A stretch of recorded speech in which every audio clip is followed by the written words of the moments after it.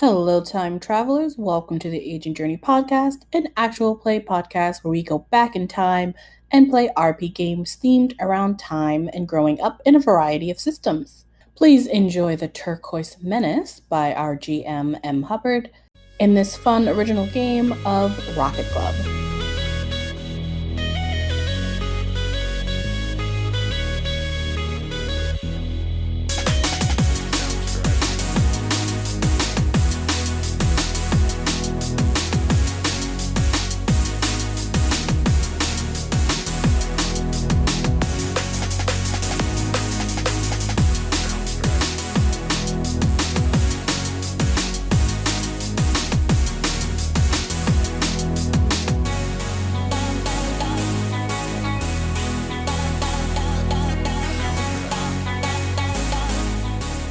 Welcome to our very special run of Rocket Club, a game of volatility, both emotional and chemical.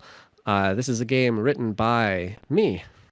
I'm Hubbard. Got a problem with that? No. This game is not released yet. It's still in kind of the late stages of playtesting, but it's fun. We're going to have a good time with it. Rocket Club is a game of precocious middle school rocket enthusiasts who face the imminent threat of an alien invasion in their small town. As I said, I'm M. Hubbard. You can see some of the other games that I've written at it's em_aitch.itch.io.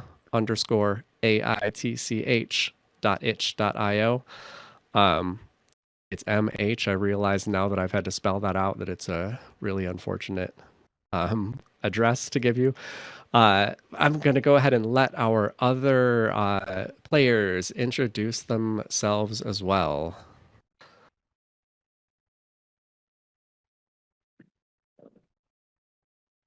So from my understanding, that would be me next. Yes, that's you next. Hi, I'm Lestariel, and I am excited to be here. I'm not. Oh, go ahead. No, I said that's it. I'm not quite normal. I get to play Connor Finnegan, and I'm excited to be here as well. Hi, I'm Pan. I have a channel on YouTube called Pan42 Tarot where I read tarot cards, and it's really great. I'm also on Instagram as Pan42 Tarot, and I'm excited to be playing Opey. And hi, my name's Wabi. I use they, them pronouns. I am pretty much a nerd as a hobby. If you want to see me just doodle my D&D characters all the time, you can follow me on Instagram at wabi.draws. Well, thanks everybody. So we are starting out tonight in the small town of Gardenia, Arizona. A little place in the middle of nowhere, very suburban, very new and clean and shiny, and we find ourselves downtown on the city streets. There are several tallish office buildings. It's not a big city, but this is the kind of business center of the town. These 8 to 10 story buildings, stone and steel and glass, and little restaurants and shops down on the ground floor. There is no one around on this mid-February afternoon, aside from a gang of roving malicious robots who are moving through the city streets, causing trouble. We see these very mechanical, kind of classic robot-looking bodies, metal segmented. My best way to describe them is like slender gorillas. They have short legs, long arms, big hands, and their heads are just these rings of like a light bulb, like a ring light. They're flipping over cars, smashing windows. There are no citizens to be seen until a small group of unlikely young kids rounds the corner. And I'd like to kind of run through our gang and get a quick description of everybody as you round the corner and do whatever you want to do to just knock out one or two of these robots. You're all making your way toward the center of town. You've probably been through all sorts of unknown turmoil getting there. You're all a little worse for wear, but you round the corner and see some of these robots standing in your way. They turn to face you, and I think I want to start with Opey. So you can just, whatever you want, tell us who Opey is, and however you want to kind of come out here blasting and destroy some robot for us.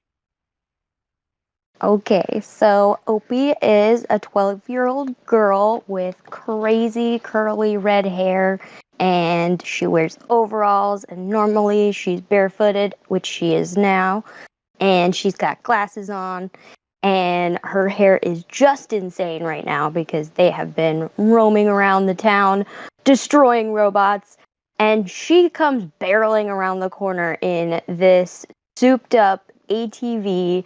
It is like bright red with like cool blue lightning streaks down the side, but it's also like taped together with like bacon duct tape and like all kinds of other crazy things. And she's just like going as fast as possible at one of the biggest robots, and she just like brake slides into it to just smash the whole side of her ATV against it, just cackling the whole time. Nice. And tell us what your character's reputation is also. Opie is a genius, so she's really good at design.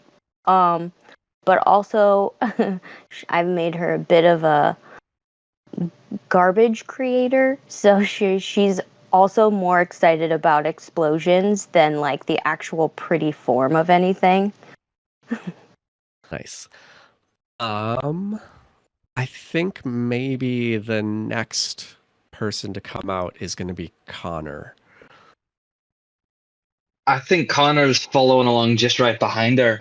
See, Connor's rocket gear is a little experimental. He's got a wide belt around his hip with two boosters on the side. No steering mechanism there, but attached to each of his wrists is a very thick belt and a kind of like a mechanical winch on it. And he's got one arm outstretched, shaking visibly from the strain, and a long line attached to Opie's four-wheeler. And he's just kind of like flying down behind her. And as soon as they round the corner, he detaches the line and flies forward with the momentum, shoots out the grapple. It attaches to one of the robots. He swings around, manages to wrap around another and then push off of it, not pushing it away from him towards the ground. His blonde hair is just kind of wavy all behind him. He has like a nice tie on that's covered in grease now, and it's kind of like flying all over the place. Sometimes it'll whip up and smack him in the face, just depending on where the momentum takes him. Nice. And what's Connor's reputation? He's a bit of a troublemaker. He gets into a lot of trouble at school. He likes to steal things. He's been caught doing it several times. If you're quick enough, you could even see him as he whips by one of the robots. He snags some loose pieces out of the back as he flies by, then whips up off into the sky. Excellent. How about Scarlett? So Scarlett is probably just walking to start out with, like not on vehicle yet. It's just like walking around the corner, kind of chilled, doesn't really seem to be very bothered. Decides though that she's a little bit bored of just walking, and Jetpack loudly roars to life. It is very loud, unfortunately, And that draws the attention of a couple of robots, which she manages to make chase her around until she gets them to knock into each other in a excellent display of evasive maneuvering. So they knock into each other and are both dunzo, destroyed. Scarlett is hero. She's very serious and just likes to make sure that nobody gets left behind and is a protector.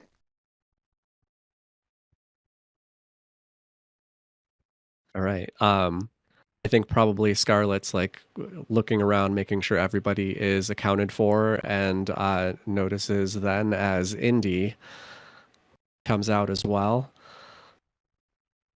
Yeah, so Indy, in their sort of like baby emo glory, they have like this like indigo hair swoop over one eye, the other eye sort of like an unnatural light blue, skating down the street in a slightly baggy sweatshirt, tight ripped jeans, and these like Doc Martin style combat boots, which have a wheel on the heel and then also rockets strapped on the sides.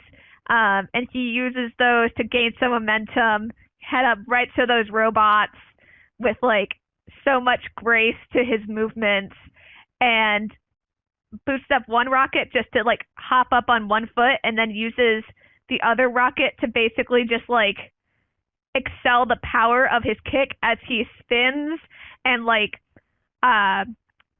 basically just like takes the head off of one of these robots with one powerful kick with his combat boot, and then like lands and does kind of like a slight like emo flip with the hair, just like to push it out of their face ever so slightly.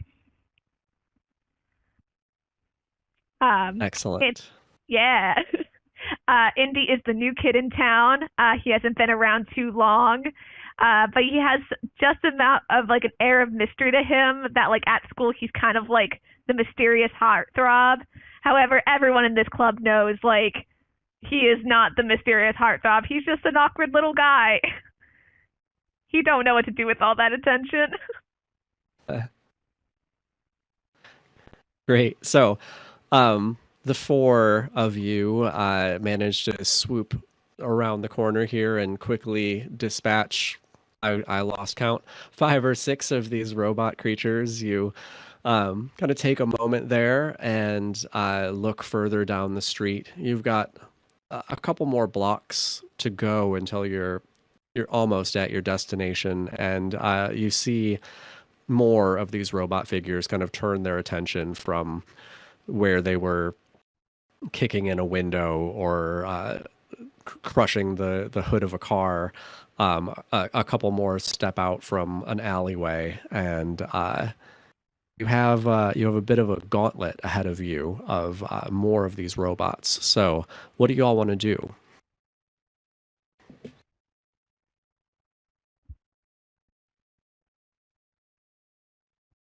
So it's like the road is lined up with robots?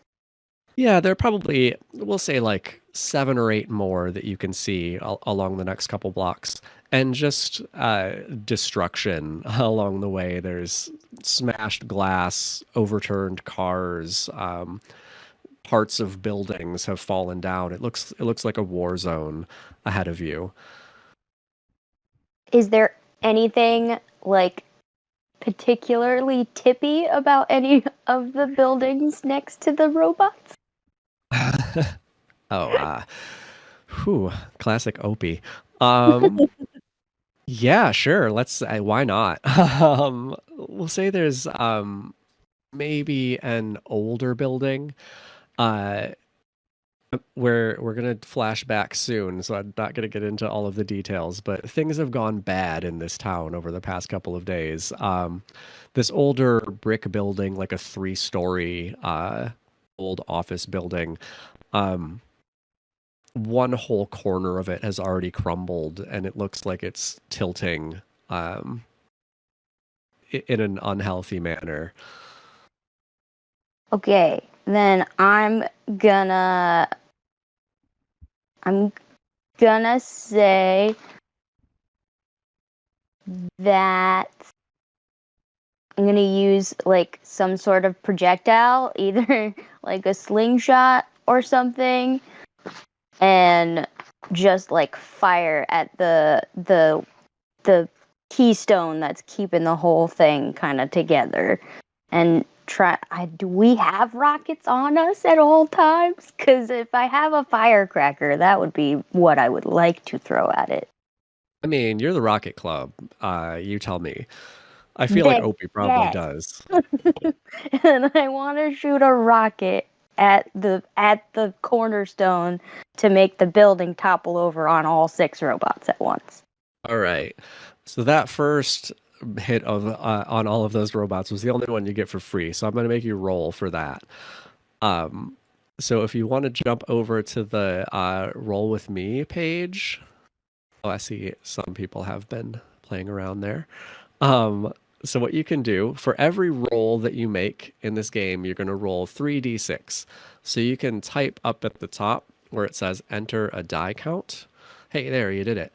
So on my screen, I can't like push the re-roll button. Oh, really? Okay. Oh, wait. Well, you can if you select the dice. Never mind. Yes. But let's before we jump there, what trait do you want to use for this? So the traits are design, propulsion, grace, and impact. And these are more about kind of how you're going about it than what you're doing. I definitely want impact because I want the thing to blow up. All right. And what do you have in impact? I have a +1 in impact. Okay, so that means you can re-roll one of these dice. So you've got a 2, which is a failure, another 2, which is your mood. So this is kind of how you're feeling as you're doing this, and then a 6 on your side effect die. All right, then I'm gonna re-roll the outcome. Roll. Ooh, yeah. Perfect. Hell yeah. All right.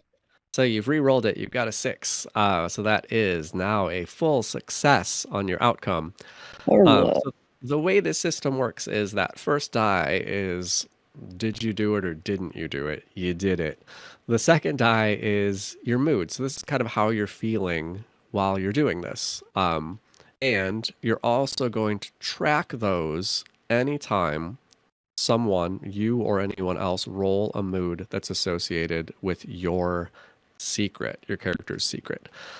I don't think that anyone has sadness. So I don't think anybody's marking that. But when we mark the secret emotion for us, it goes under tension, right? Nope, it goes under overwhelm. Overwhelm, yeah. Okay, cool. Yeah, generally speaking, overwhelm is bad, so you want to avoid having the emotion that is associated with your secret. But it's good for you to see other people feel that emotion because it's going to inspire you to connect with them. But again, I don't think anybody has sadness, so we don't have to worry about that at the moment.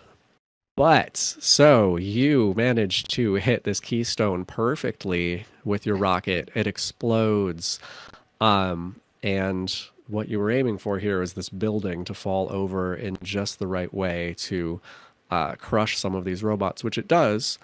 On your side effect die, you got a 6, which is extra. So a little bit of something else happens for you as well here. And I'm going to say that knocking down this little building, you notice immediately it's opened up a bit of a shortcut for you. Yes.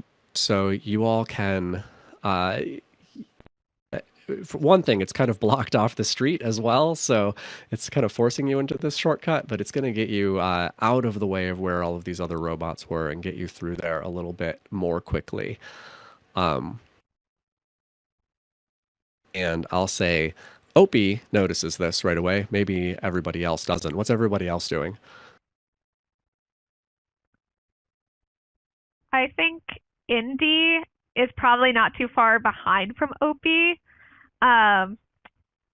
but definitely like with like more so the intention of like keeping an eye out for more danger around them. Okay. Why don't you go ahead and roll to kind of like just get your bearing, get a view of what's all around you. Yeah. Which I would say is probably design or maybe grace. Uh I yeah, don't know I'd what's good for say you. both are the same for me. I have a plus Okay. or I have a 1 in both. Uh Okay.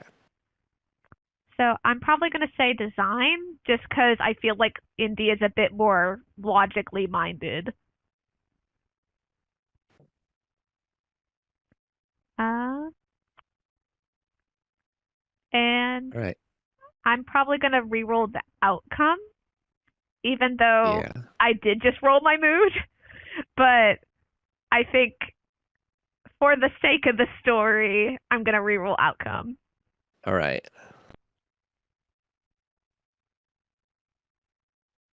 Okay. Yep. Still not Still great. failure. Still a Um, failure, but not as much of a failure. right. Makes absolutely no difference mechanically, but still. Dang. Um, so you've got a failure. You've rolled fear, and your 5 is learn something. So you can ask a question here and get a little bit of information about the situation, but I'm going to say you don't see what might be a danger to you. Okay. In that case, just to sort of match up with the failure, I'm going to say, what is my best path forward? All right. That would definitely be through this opening that's been created for you when this building fell down. It seems like it might be a little some shaky ground there, a lot of rubble, but it's going to get you where you all want to go the fastest. Gotcha. Yep. And I think fear makes sense there. Like there's this cloud of dust in the air now, and you're not sure what's might be coming for you. Yeah. So yeah, I will mark off that 1 point of overwhelm right off the bat. Love Yep. that for me. And yeah, so Scarlett also you should mark make a mark under advances for Indy. So yeah, you'll just be watching for any time anyone rolls the mood that's associated with your secret.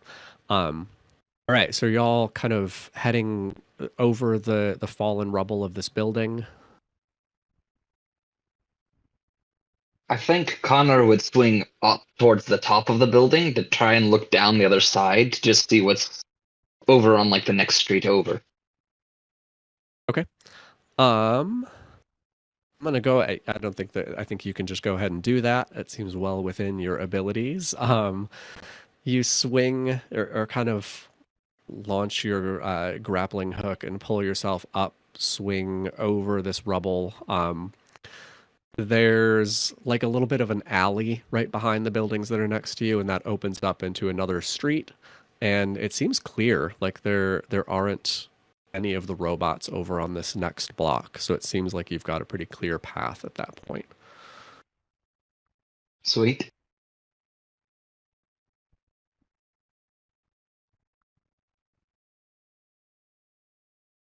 So let's go. All right. And Indy, is there a little cat with you?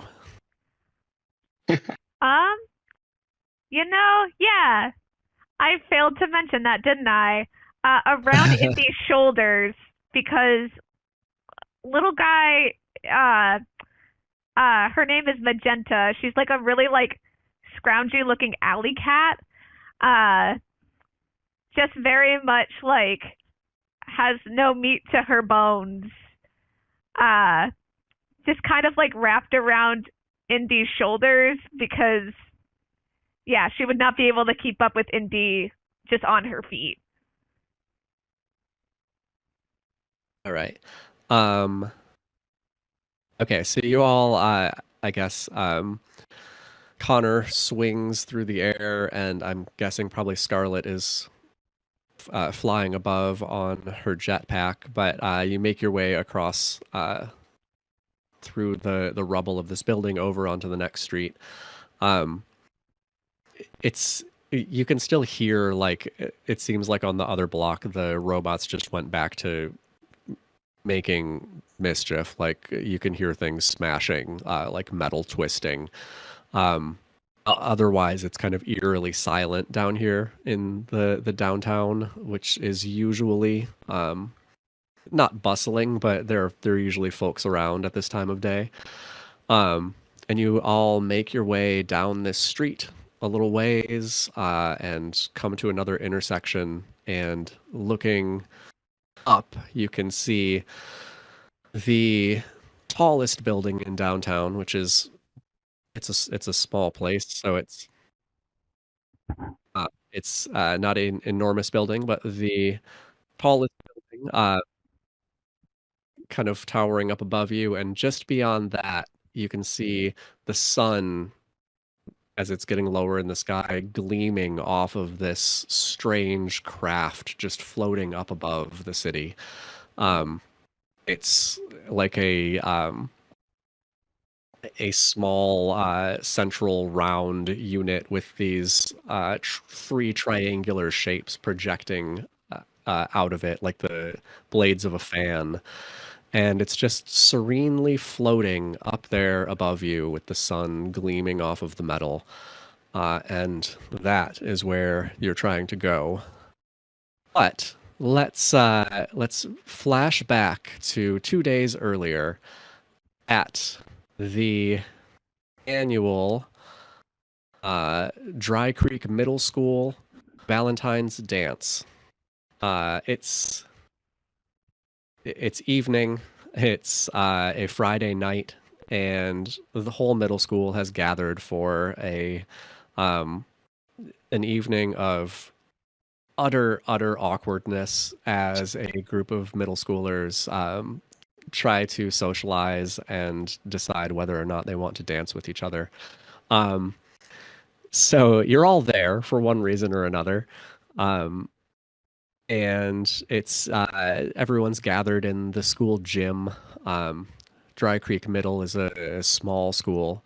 So there aren't a ton of kids here, but the gym is pretty packed right now. There's streamers hanging from the ceiling, lots of like crepe paper hearts and little like cutout cupids and things like that.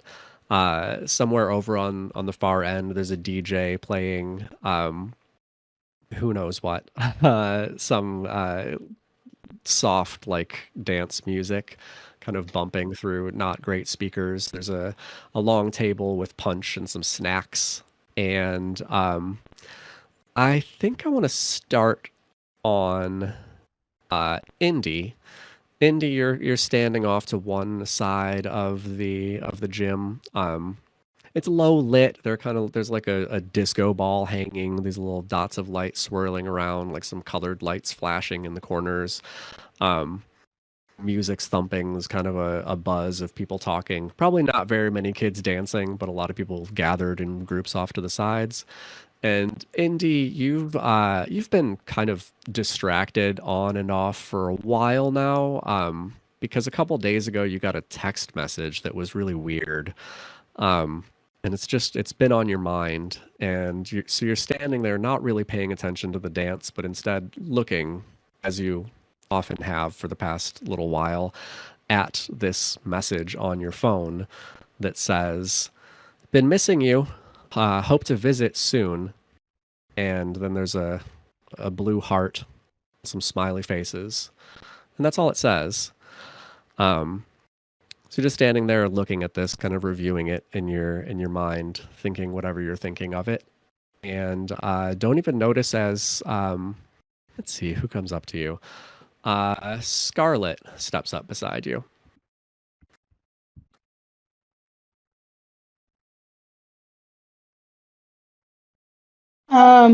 Scarlett is already like bothered and doesn't want to be there. Like, she thinks the whole thing is stupid, like the whole premise.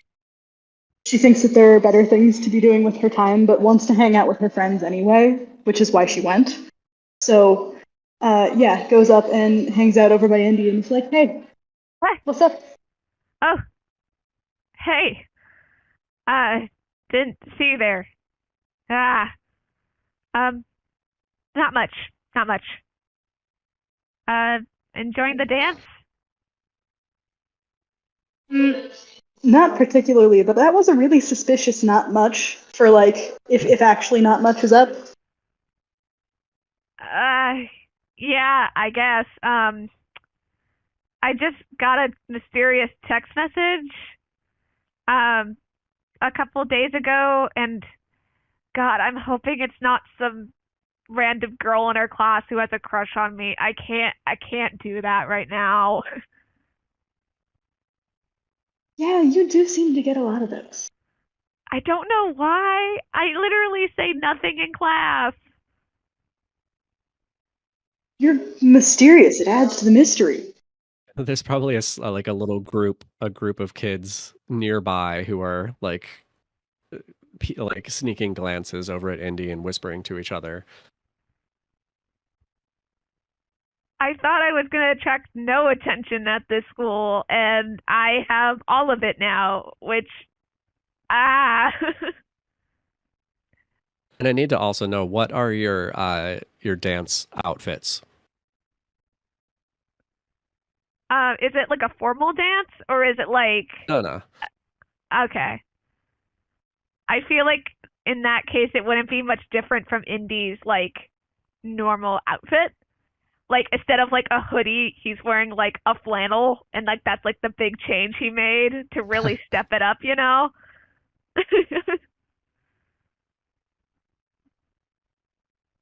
Scarlett's probably got on, like, red because it's her signature color. So, like, red with white hearts, something, either like a shirt or a dress. If it's a shirt with jeans. Nice. Okay, so we're gonna roll a little bit of the world building into this scene. So I'd like Indy to ask one of your relationship questions to Scarlett as you're, well, I Ooh. mean, not in character, but as you're standing here with each other. Okay. So those will be on your reputation page in the book. Yes. Thankfully I had it pulled up just to be safe. Yeah. I'm gonna say, what mistaken assumption have you made about me that I haven't corrected?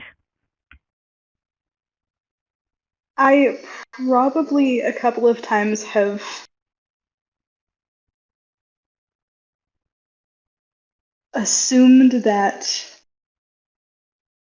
you at least a little bit enjoy the attention, like kind of just jokingly, I'll like hit your shoulder and say something like, "Oh, you know you like it," like probably just like mistakenly, like misunderstanding that you do not in fact enjoy it at all. Yeah, that's fair. And I'd say probably as you're kind of just thinking about this, or as you punch Indy's shoulder and refer to that group of kids who are clearly scoping him out, you see past those kids, Opey, a little distance away, kind of off against the other wall. What is Opey up to at this dance? I kind of don't think Opie knew that there was gonna be a dance, and was just kind of like at the school, like doing, like trying to build a new thing, and like heard a bunch of noise and walked into the dance and was like, oh, oh, whoops. So Opie's over there looking kind of mystified. Yeah, she's got like her little flip notebook and a pencil. Like she's been like working out some kind of problem and is just like wide eyed and like, oh no, what have I done? She's like in her signature overalls, like barefoot, just like, I don't belong here. She's walking through the school barefoot. Oh yeah. That's great. Um, So, as Scarlett spots Opie over there looking kind of awkward, Scarlett, can you ask one of your questions of Opie? And if you don't have that pulled up, I can tell you what they are. I do have it Okay. somewhere. Where is it? There it is. So many tabs.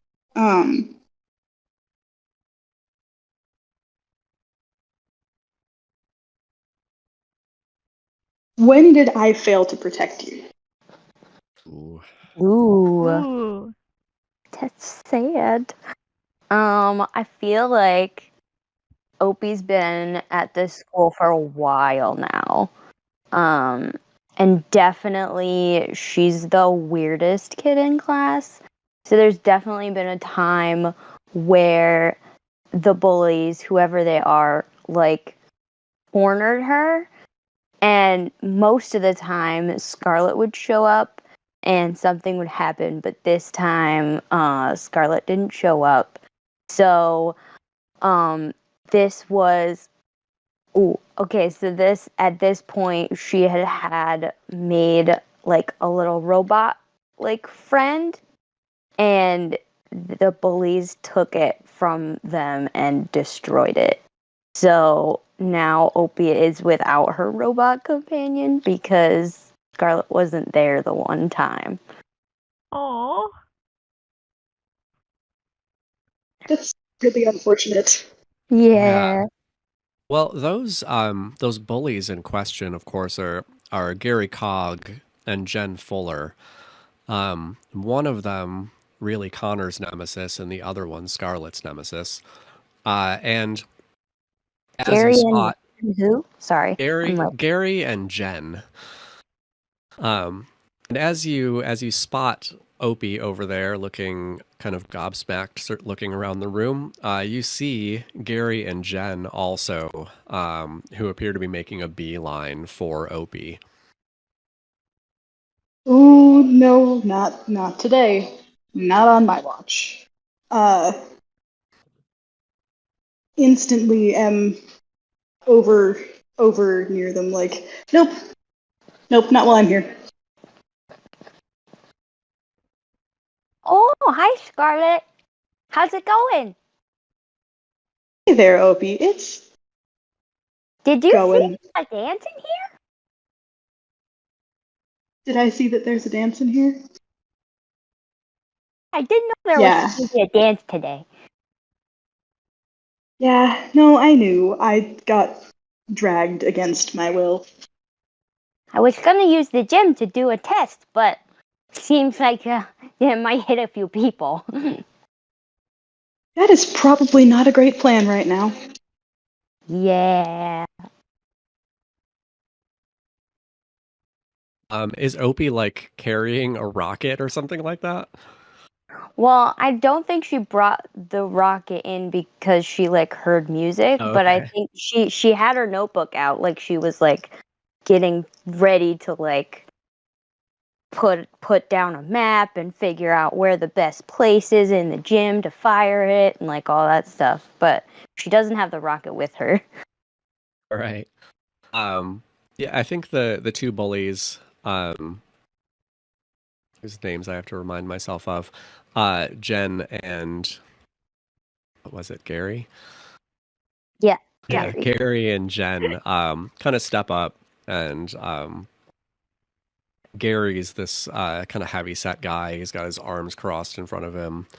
Um, he's like, "Oh hey, who invited the nerds to the dance?" Nobody actually. See, I didn't even know there was one. I like roll my eyes and look at him disdainfully, and I'm like, I don't really think you need an invite to these type of things. Well, that's too bad. We could probably have a better time without so many nerdy kids here. And I think Connor happens up at about this moment as well. Probably you've been keeping your eye on Gary. You can step in. Yeah, I think Connor will come up. If I can, I want to try and pull Gary's wallet out of his pocket as I show up. All right. Let's roll for that. Probably Grace, I would think. Yeah, definitely, hopefully Grace. All right. And it's just a 3d6. The Grace gives me the amount of rerolls. Yes. That's 2 for you, right? Yes. All right. Very graceful.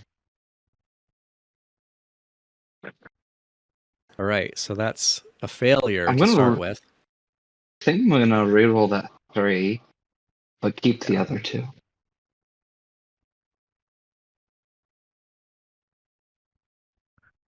Oh, I will Oh, that's reroll a that one 2. more time. Reroll it again. Actually, just getting worse. Oh, there we 4, go. partial success. Okay. So you got a partial With success. thrill Your mood and is draw attention. All of those work for me. yeah. I think with your mixed success, I'm gonna say I think we can kind of roll that into the draw attention. Like you got the wallet, but one of the like teachers or chaperones like clearly saw you do it and is gonna start heading towards you. And I don't think you know this. Like as far as you know, you got away clean. Yeah. But you've got that wallet in your hand. Well, I kind of push in front of the others and step in front of Gary. I'm like, hey, Gary, holding up his wallet. And I'm like, see, we don't do this, Gary. Unless you want the whole school knowing that your middle name is. Ah, no. We don't do this, right? What And I just did kind you? of casually flip the wallet open. He's like, give me that back. You didn't see it, did you?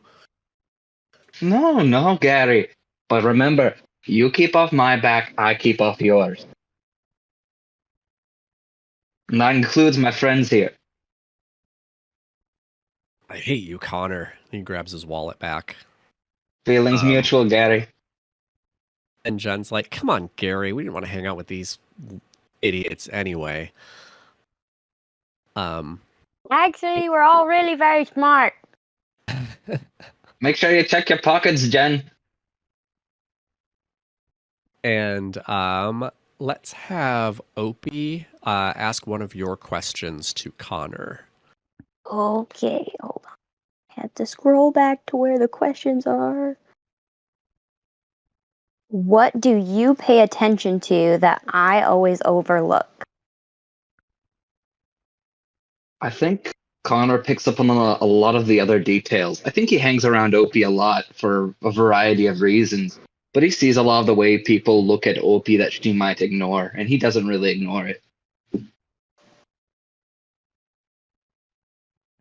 Yeah, he's got the insight. He's got the insight, the eyes that see. Nice. So the two bullies kind of move off into the crowd. Did Indy come over here with Scarlett? Yeah, I think he would have. Like, he was just quiet the whole time because he was just like, confrontation. All right, then our last relationship question. Connor, choose one of yours for Indy. For Indy, I would say I once took the blame for something you did. What was it? Ooh. I'm gonna say, when he first got to the school, like he was pretty quiet. I mean, he still is, but he was also a much more hot-tempered, and he actually got into a fight with somebody, but they were separated by the time like the teacher came, and then you took the fall for it. Sounds about right. Sounds really right. Yeah. So, who was that teacher? Ooh. Anybody can answer that if you want to. To make it up on the spot, I would say it's a like really old, like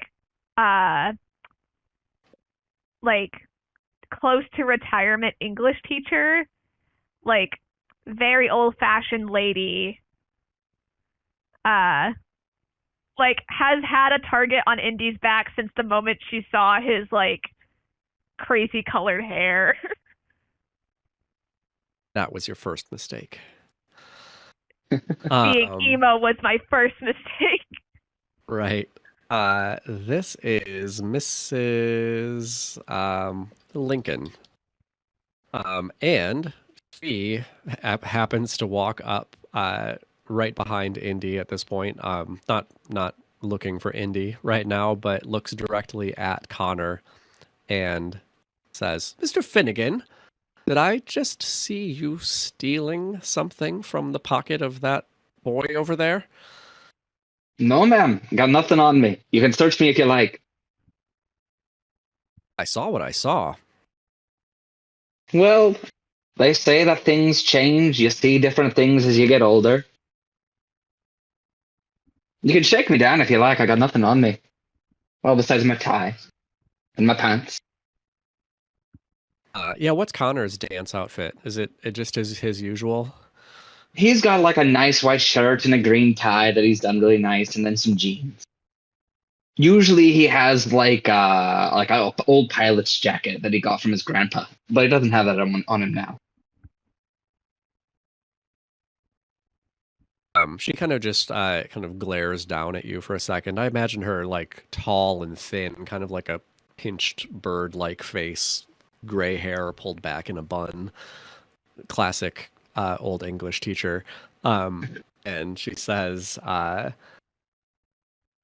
be keeping my eye right on you, Connor, as usual. And if I hear anything, I'll be coming for you. Yes, ma'am. She kind of like looks down her nose at the other three and then turns and walks away back into the crowd. Well, this is a nice dance. That was really cool, Connor, how you got out of that. Look, if you don't have the evidence on you, they can't pin anything on you. I mean, fair enough. So, what do we do at these things again? Dance?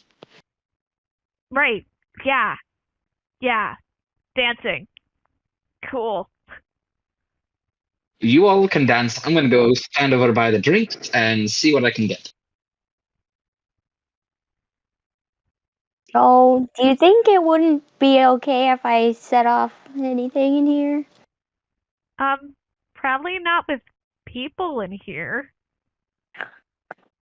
I guess this experiment will have to wait till tomorrow.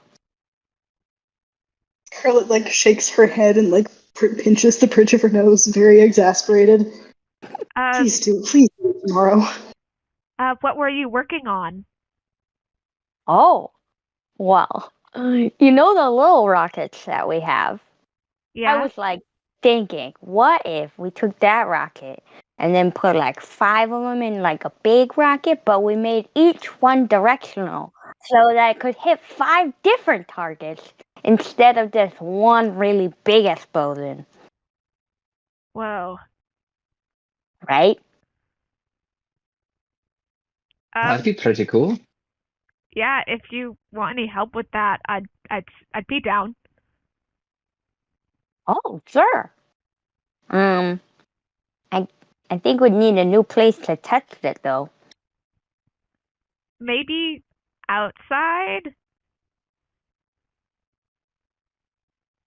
Outside? But, like, where? Like, we don't have a football field, right? Oh, mighty DM, do we have a football field? There's probably like a soccer field or like a baseball diamond or something like that. Yeah. Do you think the baseball team would be a little upset? Not if they don't find out. I mean, I think they'd be upset with us either way, just by kind of being there. Well, they're all here at the dance, aren't they? Footballers are the first ones to start dancing when a dance shows up. Well, let's grab a bunch of snacks then and test out this crazy mamma jamma. Yeah, let's do it.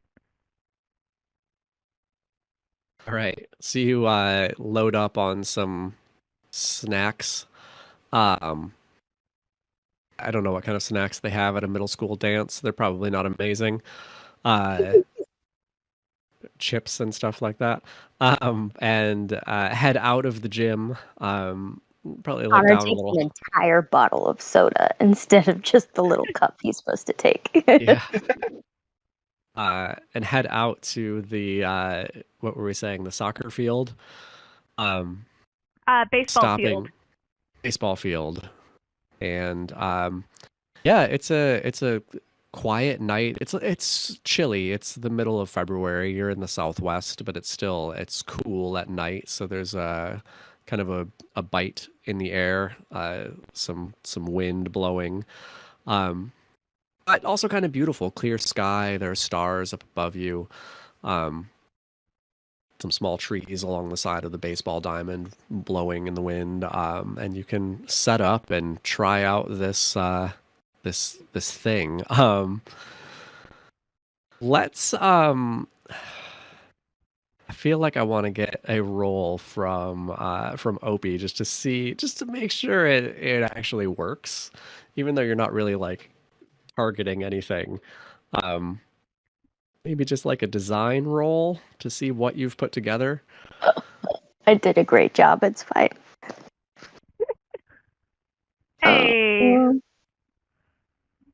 I'm gonna re-roll. Well, design I get 2 re-rolls, but where'd they go? Oh, where did they go? You had a 6, a 1, and a 5. So I want to re-roll the 1. Okay, you just roll a d6 and we'll. 1. I don't know where they went. 3. Uh-oh. 3. Hold on, I'll re-roll it again. Yeah. Oh, if you click on it, then you can re-roll it. That's better. That's what I wanted. Okay. Right. So it's a 6, a 4, and a 5. So you got a success. It worked great. 4 is hope. What's making you hopeful in this instance? Well, I think that we've been trying to figure out how to make our rockets hit things, like successfully hit the thing we want it to hit instead of just like exploding. So I think I was hopeful that we'd figure out directional targeting.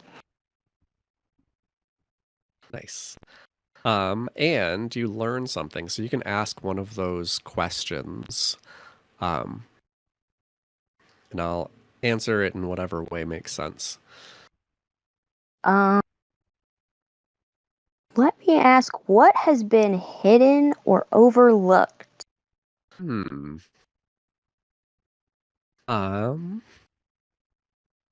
think you see. So you launch these. You said it's launching 5 rockets at once. Yeah, at once. And to try to hit different stuff.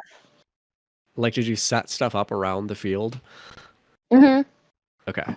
Yeah, we definitely like stole like a bunch of the like baseball like gear that the umpire wears and like put little umpires around the thing to blow them up. All right. It is a good thing everybody is in at the dance right now. So yeah, I mean, these rockets launch, they hit where they're supposed to hit. They're these probably not huge explosions. I don't think you're aiming for like utter annihilation, maybe.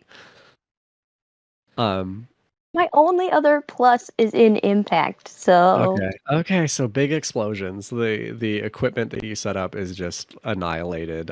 These big bursts, there's smoke going up into the sky. I think probably just in your excitement, you like jump and throw your hands up, and you see in the sky up above this streak of light of something. It's not a shooting star. It's not an airplane. It's moving fast. It's It's big, and it's kind of like slows down as it crosses across the sky, and just moves off into the distance to, we'll say, the west of where you are right now. Just this strange thing that you spotted, that everyone else has overlooked in their excitement or in their covering their heads from the explosions. Oh, wait a minute, guys. Did you see? See I what? don't think it was a plane. It didn't move like a plane. Is there any, like, air shows today? Not that I know of. I don't think the Valentine's dance is that big a deal. Well, yeah. Guys, real human question, is Area 51 in Arizona? I feel like it is, right? No, it's in New Mexico. Ah, dang it. Close enough. Tomato, tomato. The Well, real secret one that they really don't want you to know about's in Arizona. it was in Arizona, okay. Well, there's that weird military base that nobody talks about that's over there somewhere. I don't know, guys. There was just like a light and it like moved, but then it slowed down, like it was scoping out the joint, and then it went over there. You guys really didn't see that? Well, maybe there was some scraps from your explosion. Yeah, or like a shooting star, maybe? No, shooting stars go fast and they don't like slow down. They just keep going. Helicopter crashing? That I feel like that we would have heard a crash by now, right? Well, maybe it was muffled by the sound of the 5 explosions that we just set off. That's true. My ears are still ringing. I'm gonna go clean up some of the mess before we get spotted. I hope those weren't too expensive. They did look cool as the little helmets flew up in the air, though. Yeah. I mean, we're a public school. I'm sure we have money, right? I mean, I feel like we're a good school. We got a rocket club. I mean, true. Should we see what that thing was that Opie saw in the sky? I think we should clean this up just like Connor said first. Yeah. Let me, while we're here kind of talking about the club, there is part of the game where you go through questions about the club and establish some things that we're kind of skipping because this is just a short run. But I want to ask you all a few questions about the club so we could figure out a little bit about what you're all about. We've kind of established already that it's an official school club, because you needed to have 4 students involved to be official. That was why Opie roped Indy into joining, so they could make 4. So I'm kind of looking through these questions. I want to ask Scarlett, who watches the club carefully from a distance, and what do they want? I would say it's probably like a coach of some type of a. I would say it's like the coach of the hockey team who's really invested in the idea of rocket-propelled ice skates and is curious enough to agree to watch and supervise, but also doesn't really want to get involved enough to know exactly what's going on. Nice. So that's like the official like faculty advisor, but is kind of a little bit checked out. Yes, he is an aloof supervisor. There's something a little ironic about a hockey team at an Arizona high school. Yeah, that's really great, actually. Field hockey. Field hockey. Okay, yeah, I guess we can call it field hockey. We're out on the hockey field right now, blowing stuff up. Yeah, yeah, maybe, yeah. You're not on the field hockey field because you know that your advisor wouldn't approve of that. So you're on the baseball diamond. Let's go Connor. Um,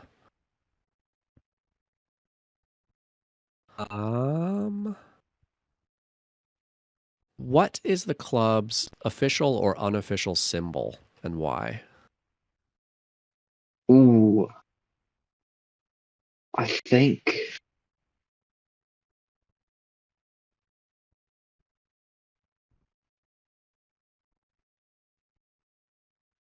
it's an unofficial symbol because like the mascot for like our baseball team is like a wild boar. So Okay. ours is like a flying pig, All right, nice. but it's just got instead of wings, it's got like two boosters on the pack, and we just kind of have like it drawn up on like a poster on a wall in our club. Cool. Who drew it? Ooh, who here's got like the most is better at drawing? Connor definitely doesn't draw in art. I think Indy would have some art skills. Yeah, I was gonna say it's either Indy or Opie because Opie would draw plans and maps, but I think Indy's probably more autistic. Yeah. Let's see. A question for Opie. What do club members collectively dream of creating? Ooh.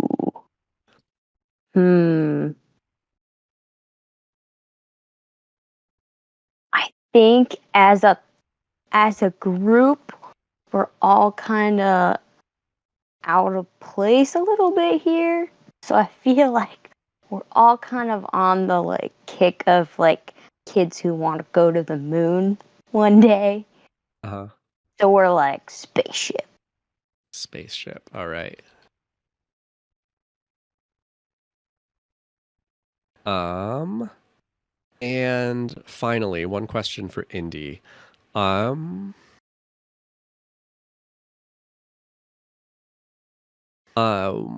do club members always argue about, seriously or for fun?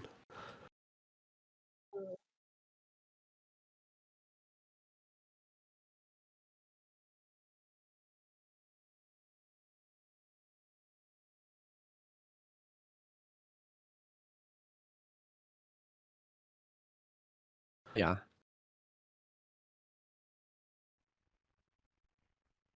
Maybe just like, are aliens real or something like that? That's like very silly and like what would aliens do in their free time and like just like silly hypotheticals about what aliens would do if aliens existed. Nice. Okay. Based on that, then I'm going to need everybody's position on aliens. Like, yes or no, like, real or not real. Ooh, this is a tough one. Because I think Opie like knows the math of like the universe is so big that like there's gotta be something out there, but the probability that it'll happen at the same time as us is like impossible. So he's like, so she's like, they could exist, but the likelihood of us meeting them is 0 to none. Scarlett does not think that they're real, and not because she doesn't believe, but because she doesn't want them to be. Oh. Like, she doesn't like the idea of it, so she's just like, no, I refuse. I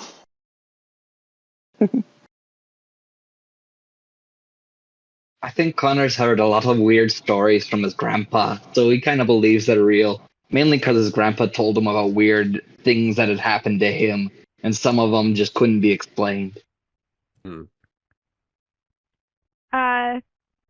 Indy would say they're not real. I don't think he'd really have much of an argument for it, but he would just be like, nah, not real.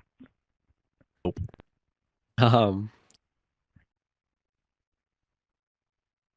so, so I'm guessing these arguments mostly consist of Connor arguing in favor of aliens and I can see how that goes. Well, Opie would argue that they exist. It's just like who cares? Right. Okay, so coming back to where we were in the game, a weird thing went across the sky. Only Opie saw it, but Connor, does this spark any of your theories or your thoughts of your grandpa? I think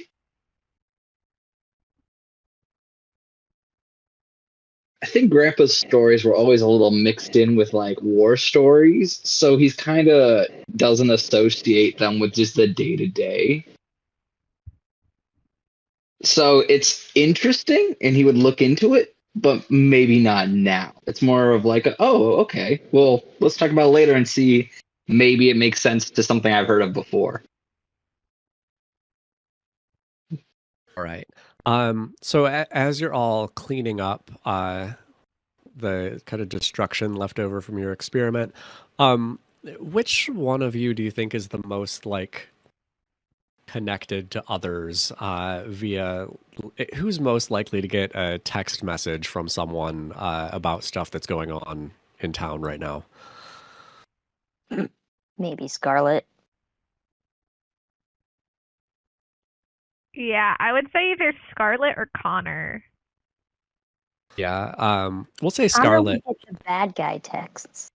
Like, we're gonna go rob a bank. But Connor just gets some tips and things. So I think Scarlett, you hear your phone like chime or vibrate or whatever you have it set to do, a couple times in a row. That's interesting. People don't usually double text at this time of night, and she'll like pull her phone out and look. And it's what's Scarlett's family situation? Um, I would say her parents are like pretty busy and distant a lot of the time. Like they'll travel a lot for work, so she doesn't really see them very often. But she does have a little sister, Sunny, who she absolutely adores. Yes, I wrote down the little sister. How old is Sunny? I would go with like 9. Okay, Sunny's probably not texting you. Probably just some like some friends outside the club. Maybe even people who are actually inside the gym are like, did you see what's going on? What do you think it is? Maybe like it's a group chat kind of thing.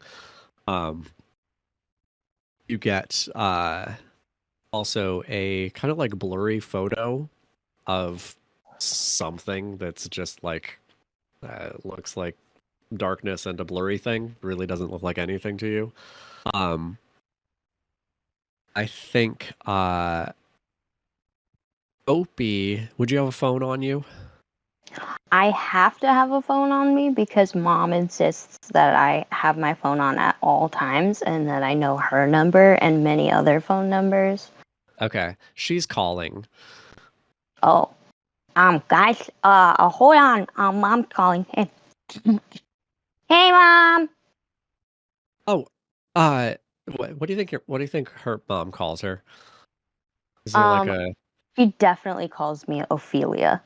okay? Ophelia, are you okay? Is everything all right? Yeah, geez, Mom, I'm just at the school. Like, nothing's happening, just with the club. I I had to go into work tonight. They're asking us all to stay here right now. Have you seen the news? No, Mom, I'm with the club. We're, like, doing stuff. Okay. Is she like you hear like somebody else talking in the background? Just okay. I'm gonna have to stay here for a bit. They're sorry. They're calling me over here again. Just stay. Make sure you stay at the school or get to the house. I might be a while. I'll call you soon.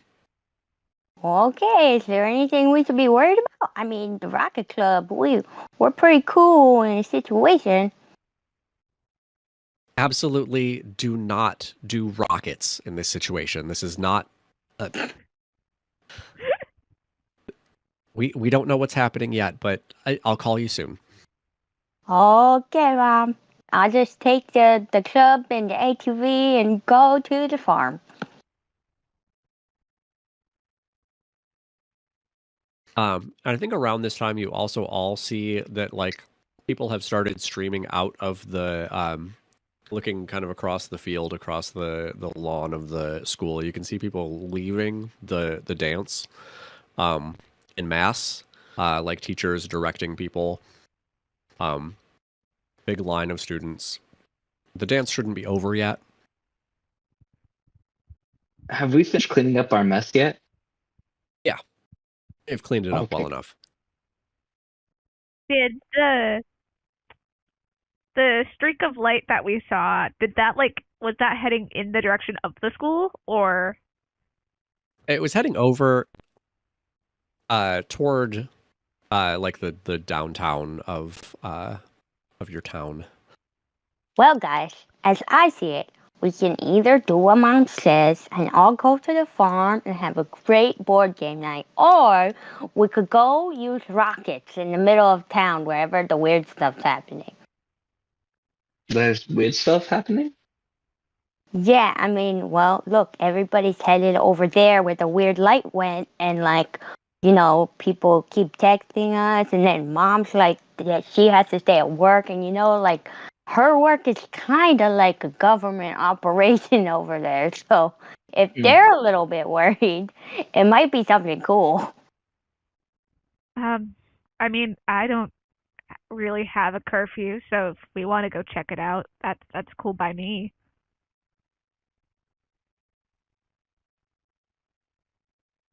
Yeah, sure, all right. Scarlett is unhappily wanting to contest, but not wanting to go against what the group wants, and is kind of like, I want to listen and I want to obey the rules, but also, group wants to do it. I will probably do it. Well, everybody hop on JTV. Look, I'll sit here, and then Scarlett, you can skip behind me, and Connor, you can hang off the back, and Indy, if you just hold on to the handlebars, your little roller skates will help us go really fast. You have I think I'll just stay on the side. You have the ATV out by the field. That's how I got to the school. Okay. Mom doesn't drive me around anywhere because she's busy. I think as you're kind of discussing that, you can see a figure walking towards you, kind of hurriedly from the school. An adult, kind of slouched a little bit, but heading towards you, waves his hand. You recognize the figure of the hockey coach. Somebody give me a name for the hockey coach. Mr. Blivens. All right, the hockey coach, Mr. Blivens, wearing his baseball cap and jacket, kind of hustling over towards you, like, "Hey, we noticed you weren't in the gym anymore. We gotta have everybody come this way to the front of the school." Why? It's you didn't see the pictures or anything? There's something downtown. There's some like flying thing. We don't know exactly, but everybody's parents have been called. They're gonna come pick you up. Just getting everybody to the front of the school. Dance is over.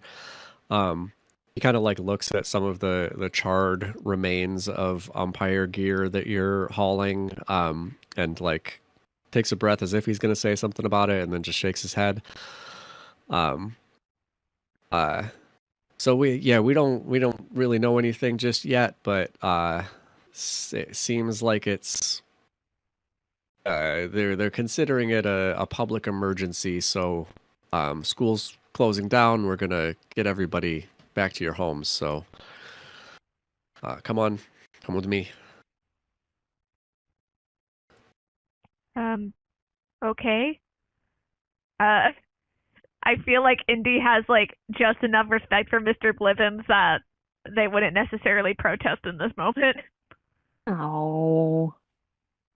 Okay. I'll be very sadly like, but he said, "Oh, Mr. Blivens. Actually, see, Mom just called and she said that we should all head back to the farm because, like, she can't come pick me up.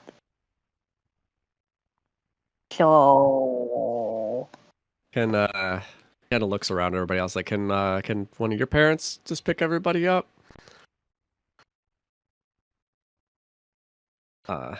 Somebody could make a roll to kind of talk him into this or out of this or whatever.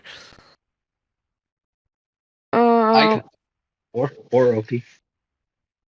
yeah, I mean, Connor's the better talker. Connor has an excuse. Yeah. Do you have like a plus? What would be like talking out of a situation role? Depends on kind of how you want to go about it. Connor's way seems like Grace just being cool and like letting the nice words roll off of his tongue. You could go design and like really reason someone through. You could go impact probably wouldn't really work for this. Connor would But definitely go the graceful route for yeah. talking someone into a situation. Definitely. Elbow All right. Connor. And if someone would like to help, you can well, we would have done that before. You already rolled it, and it's a good roll. Oh, So sorry. It is a good that's roll. okay. The 2. Ooh, I don't even want to change it because even sadness is fine. All right. Yeah, so you get rolled a 6, a 2, and a 4. What's sad about this for you? Connor is a little concerned. His mother's a nurse, which usually means if something's going on that she's going to be involved at some point. Mhm. So as he goes over to Mr. Blivens, he's like, Mr. Blivens, my mother's a nurse. If something's going on, she'll be involved. She'll be really busy. She won't be able to pick me up. She usually says I can just go over and hang out at the farm. I can make sure everything's all right as we head over there. Um, he's like, yeah, okay then. I guess that's fine. Just I know what you kids can get into some mischief sometimes. Just I want you all to promise me you're gonna go straight to the farm. You're not gonna launch any rockets at anything. Just just be safe. Oh yeah, no, we're definitely gonna be very safe, Mr. Blevins. Yes, sir. No On the rockets side of whatsoever. the side effect on that was you look cool. So Connor looks very cool doing this. Just looks very responsible, very like, I've got this. We'll be fine. Yeah. Are you all set to go? Y'all don't need to grab anything from inside or anything like that? Pretty sure Connor's gear, unless Opie had grabbed it for whatever reason, would still be the club. Or be in the club. Maybe we should go grab our stuff then, huh? Just not in front of Mr. Yeah. Yeah. So, here's another kind of world building question. You have a home base where your club meets.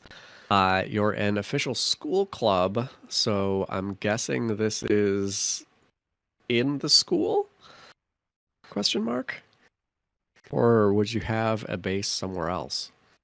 It could be like a repurposed shack that they used to use to store like sports equipment, but we turned it into a club. That way it's by the field. Oh yeah, that's a good idea. Because they don't want us directly in the school because we explode things. Uh-huh. Oh, like one of those like big storage cubes. Ooh, yeah, that could work. That is cool. I like that. All right, so I think you probably wouldn't have to go far then. You could probably even like hop on the ATV and pretend that you're just heading out away from the school and make a little pit stop at your home base. So let's establish a couple of things about home base. In the book, if you go to the very last section, This Place We Live, there's a section called Home Base. It's page 51. It sounds to me like what y'all have is the garage. A tool shed, pole barn, or some other utilitarian structure. Rough and ready sort of space. It has some of the things you need, but wasn't designed or built to be a rocket lab. Does that sound like where you are? Yeah. I would say so. All right. So, do you all have that page opened up? Yes. Yes. Okay. So you're gonna choose under the look.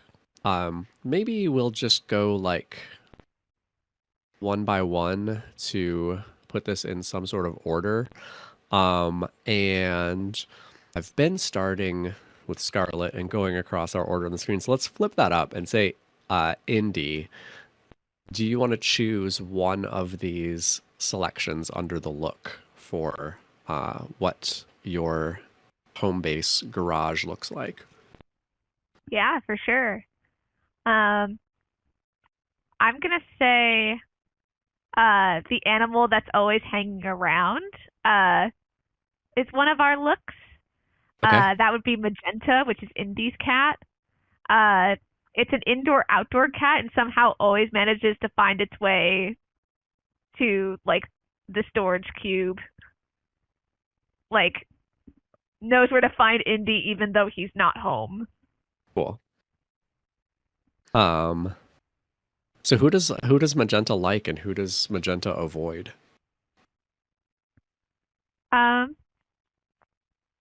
I feel like he generally likes most of the people in the club, however, finds Opey a bit too loud sometimes. Okay. And so is a bit skittish around Opey. That's fair. Yeah. Speaking of whom, Opie, do you want to choose another one of under the look?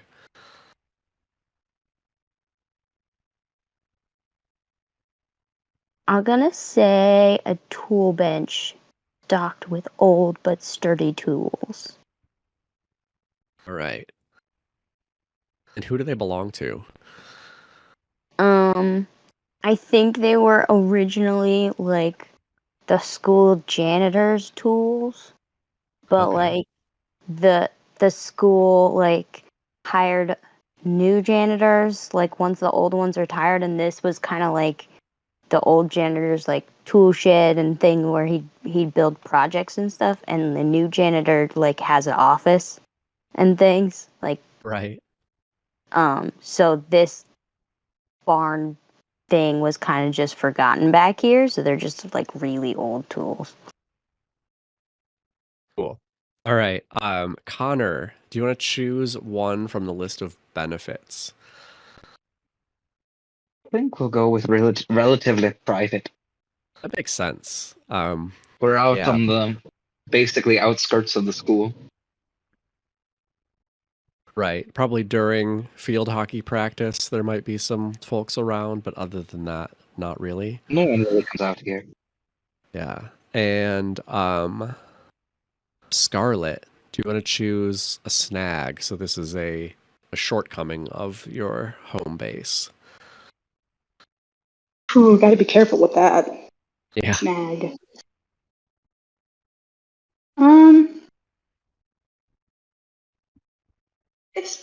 I'd say it's probably drafty. Like they didn't insulate it because it's meant to just be like a storage shed. So when we started using it, they didn't think about it. So it's probably like a little drafty and cold. Right. And yeah, in Arizona, it's probably like cold in the winter and then obnoxiously hot in the summer. Yeah. But okay, so let's loop around again, and do these. I think maybe we'll just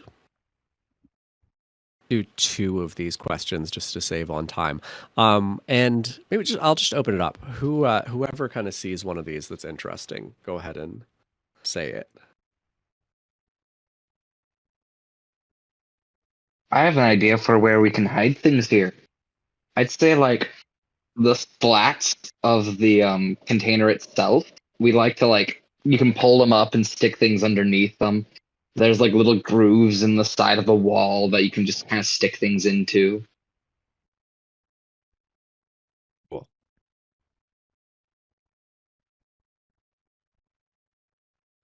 Somebody have another one that jumps out at them? What's the most dangerous thing in here? We definitely have just like a bag of gunpowder. Fuel. There's just rocket fuel everywhere. Yeah, there's just all kinds of explosives in here. Wow. I'm glad it's like a We metal. are turning this thing into an explosive all on its own. Yes. Our lab's very explosive. I'm like, my mom is like a food scientist, so I also like know how to make bombs out of like fertilizer and stuff. So like, there's like that kind of stuff around that we like just pocketed from moms.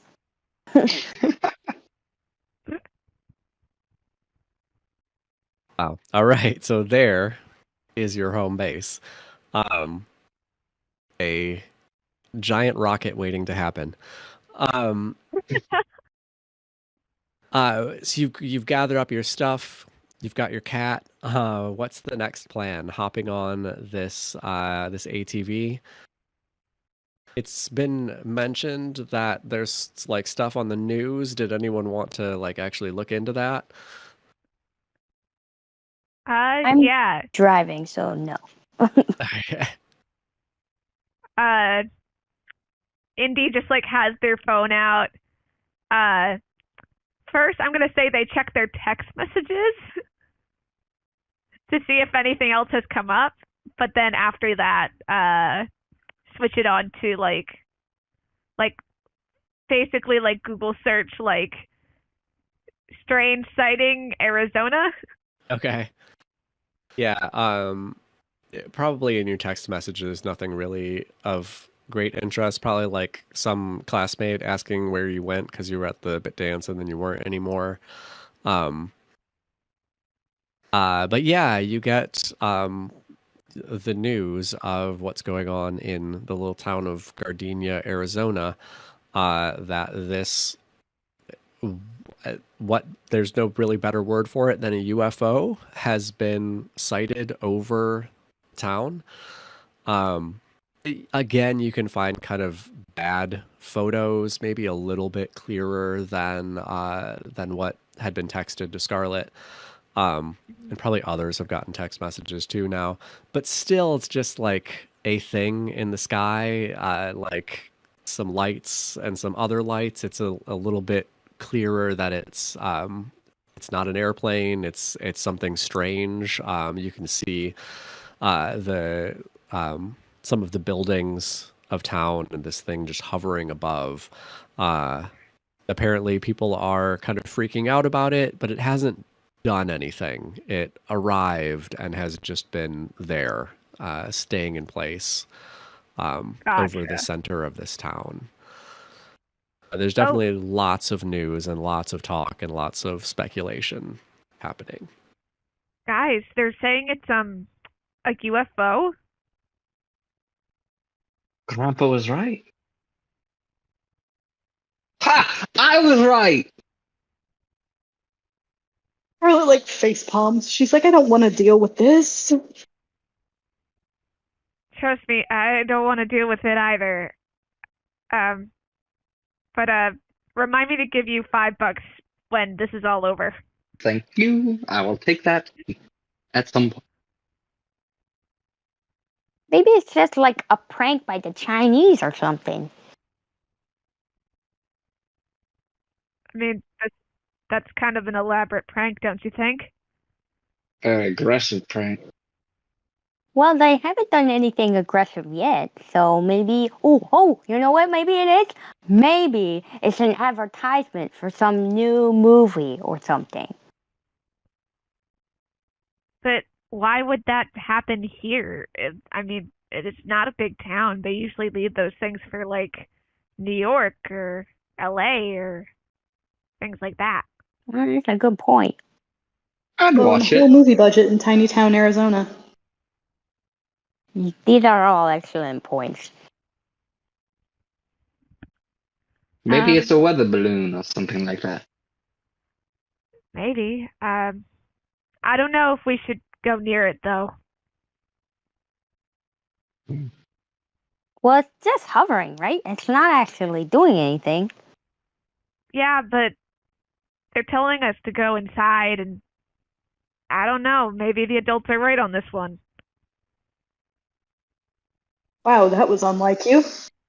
Yeah, but you guys, if it really is aliens now, that would be some really cool technology to get our hands on for the spaceship, you know? You're not wrong. Yeah, sure. I guess it could be cool to have that tech. But I don't know. I'm just a bit nervous about it. But think of it though, a real life spaceship right here in the middle of town. I'm imagining it. We could at least go and take a look. It's a great big mystery. Fine. If you guys want to go, then I'll tag along.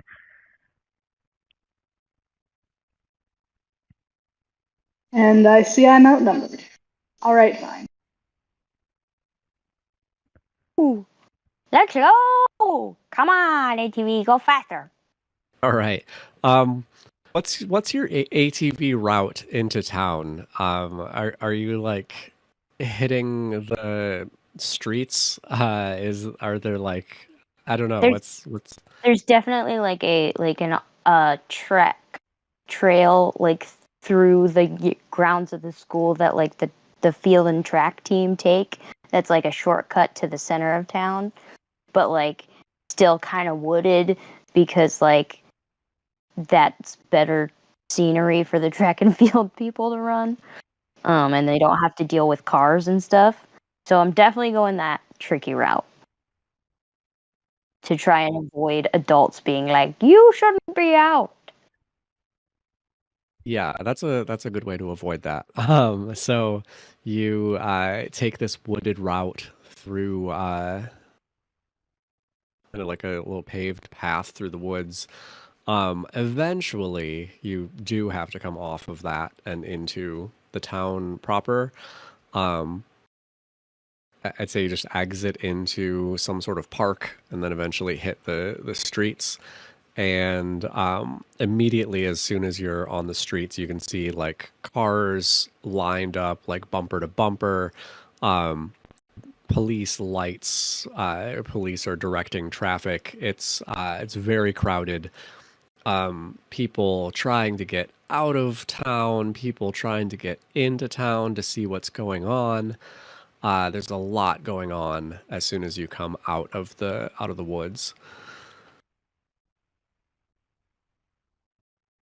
Whoa, there's a lot of people. Yeah. Well, guys, what should we do first? I mean, can we see it from here? Yeah. Where you are right now, you can't. It's so you're at this kind of park right on the edge of the quote downtown area. So there are some tall buildings right across the street from you, like 3 or 4 story buildings, not tall buildings. And it's just kind of blocking the view of the sky in that direction. You could go deeper into the town. You could maybe like turn left or right and go kind of skirt the edge of town and try to get a better view if you wanted to. The police are like mostly evacuating people, or Yeah. All right then. Guys, I think we should go straight into the middle of town because, see, the cops are trying to get everybody out, and so they're not thinking that like we're gonna go in. They think we want to go out, so they'll be all on the edge. So if we go in the middle, there might be less. Yeah, but that also requires us to get through the police. I don't know if they're going to let us into town if we're already towards the edge of town. Fair, that's fair. I mean, we can cause a distraction easily enough. Oh yeah, we could do that. We're very good at that.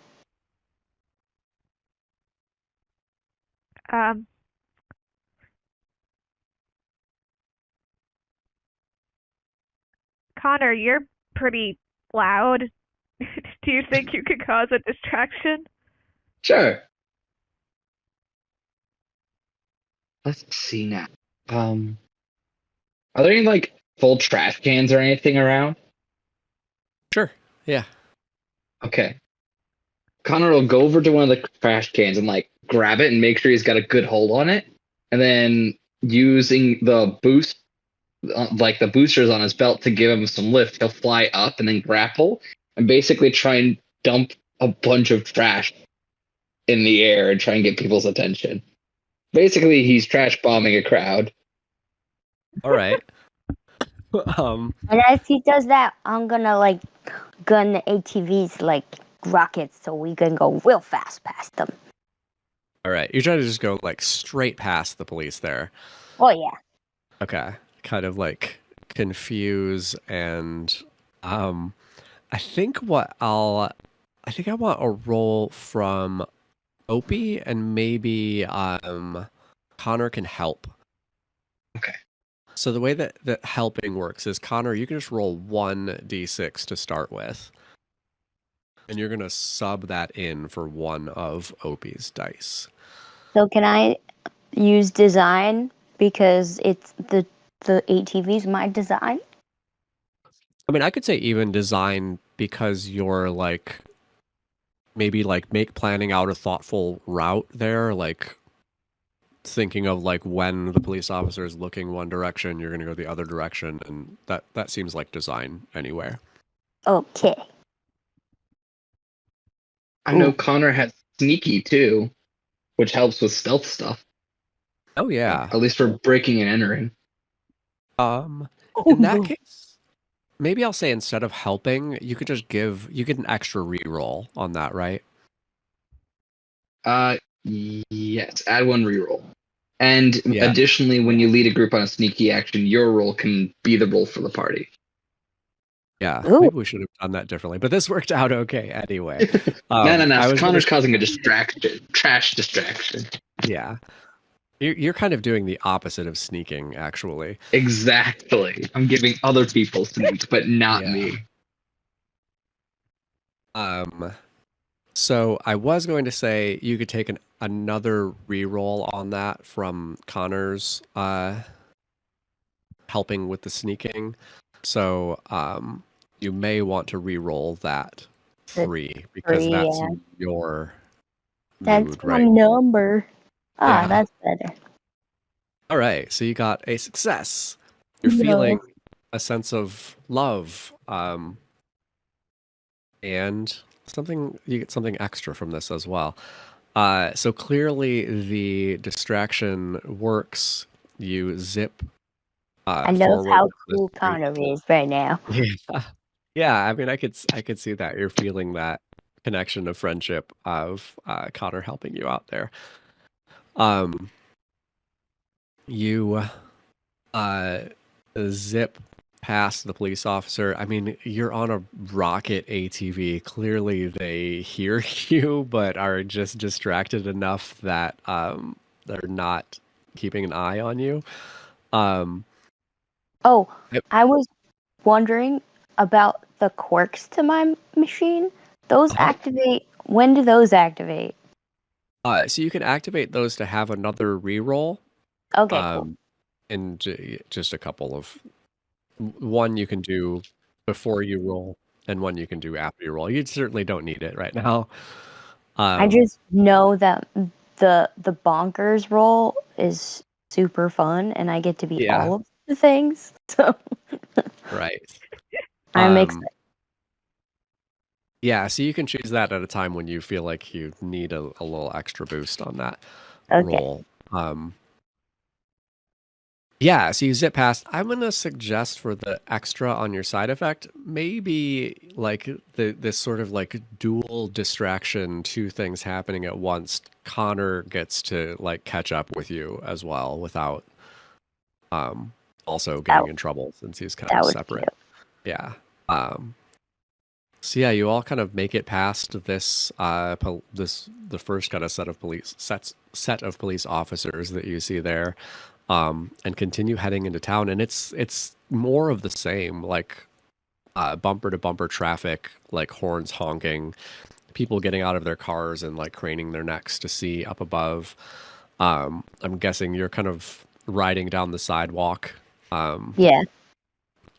Yeah, and it's one of those like 3-wheel kind of ATVs, and okay. it's just it's just big enough to fit on the sidewalk. Like it takes up the whole sidewalk. All right. Um, yeah, you kind of go down the block, turn, go another block, and kind of an echo of what we did at the beginning of this game. You round a corner and see up above you this object up in the sky. It's dark, so there's stars in the sky up above it, and Is the this ship round or so it has like a round-ish central piece, and then these three projections off of that. If you imagine like a fan, like a ceiling fan with a motor and then three blades poking off of it. So these kind of roughly triangular shaped, or like arrowhead shaped wings going off in three directions. It's made of shiny metal. The central part is probably like the size of a house. And then these wings that project off of it are enormous, like a couple of blocks long each. It's not like blotting out the sky above you or anything like that, but it's big. It's bigger than a plane, bigger than the biggest plane that you've seen, and just floating there up above, kind of off to the side of the tallest building in town.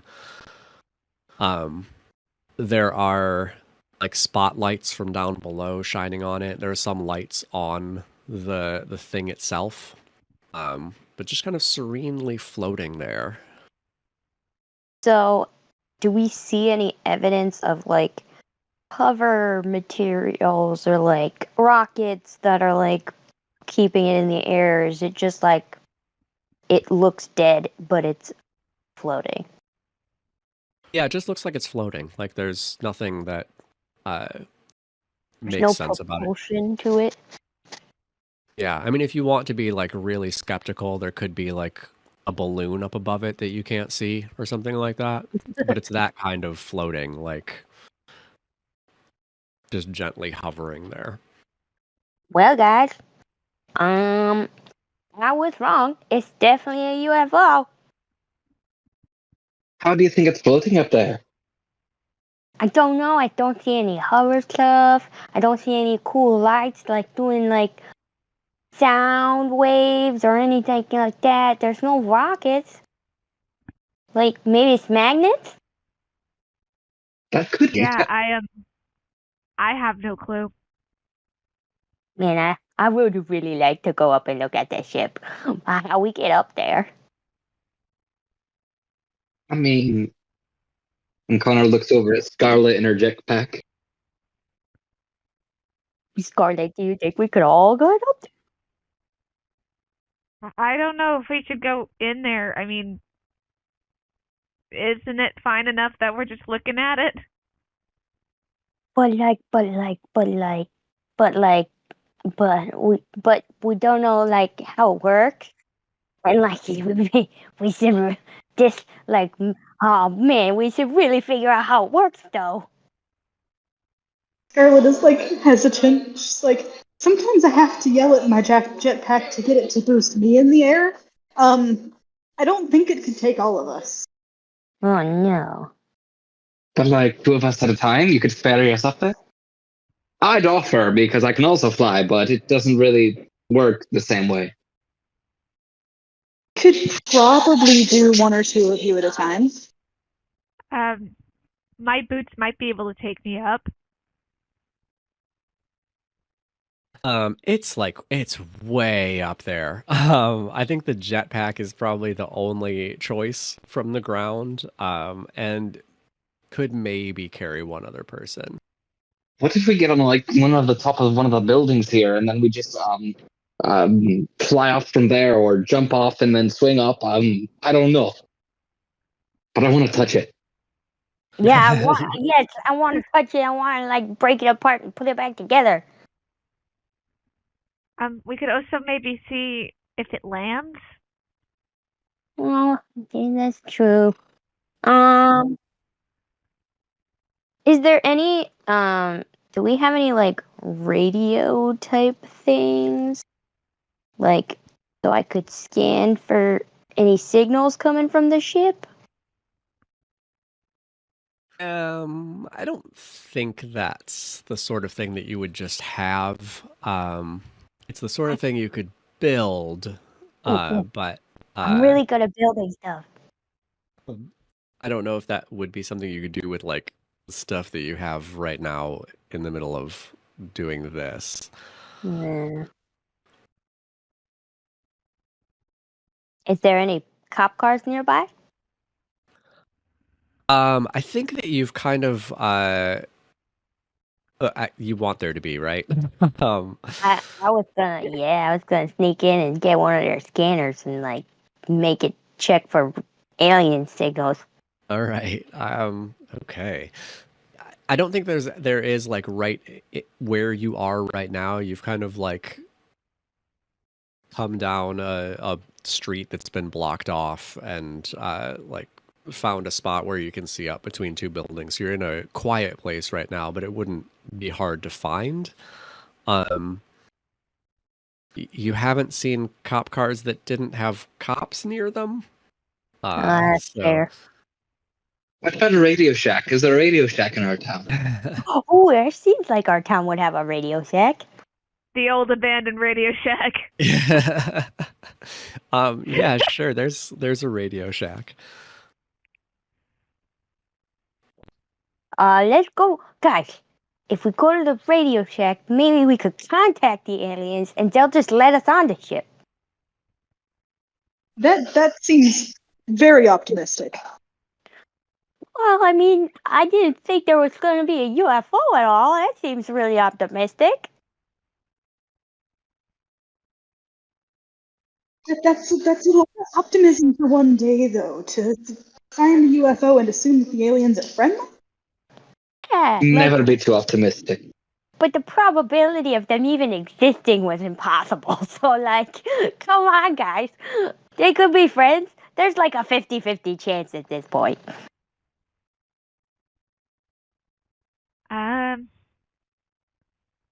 I mean, still, I wouldn't bet too strongly on the optimistic side. All right, well, what do you guys want to do?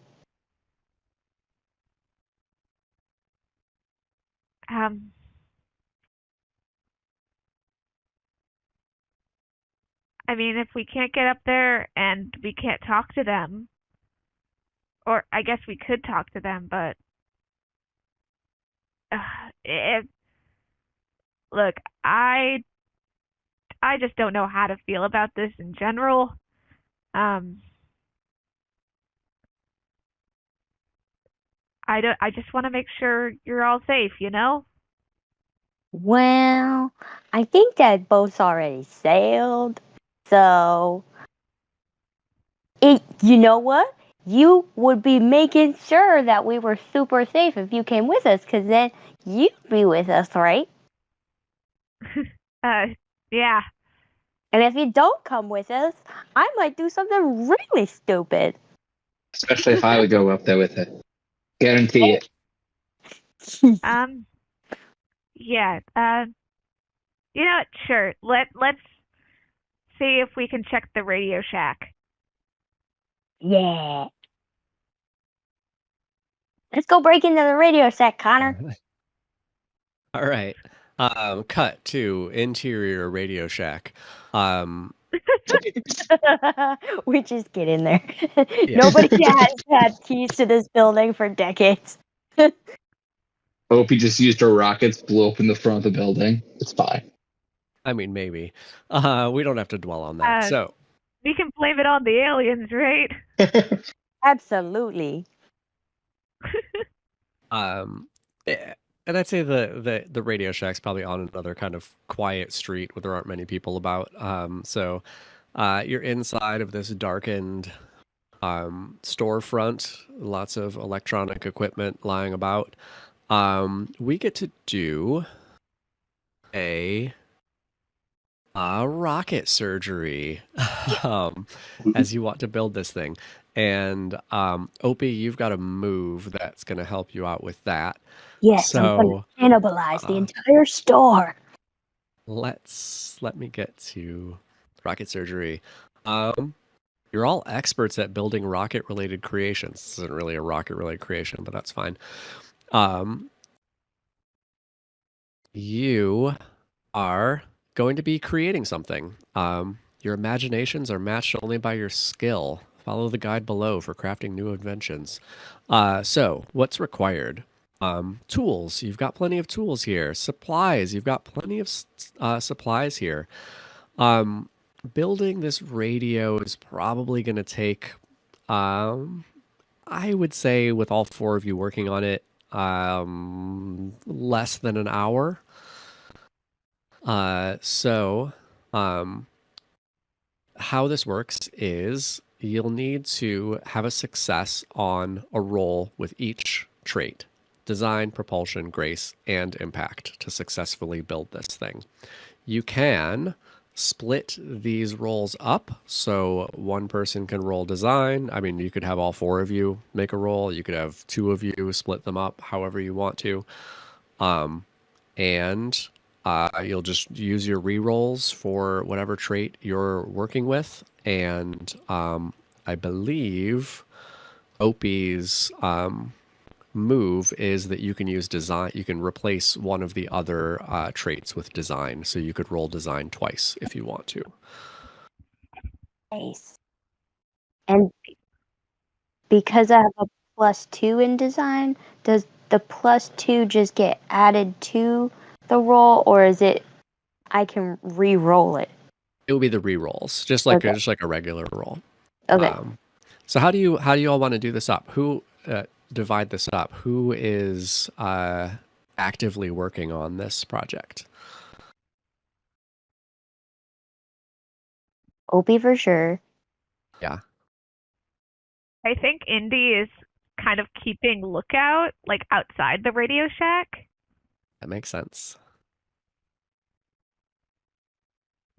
Scarlett is like distractedly helping, so like trying to look around to make sure that everybody's okay and nothing is on fire, but at the same time like also helping because she is curious. I think Connor would be grabbing things that Opie needs. So if Opie called out like something that she needs, he'd go find it and bring it back to her. All right. Looking at all of your trait scores, I can tell you the way that would be best to do this would be Opie rolling design twice, Connor rolling grace, and Scarlett rolling propulsion. Nice. And you can skip the and that's a 2 on everything that way. Ooh.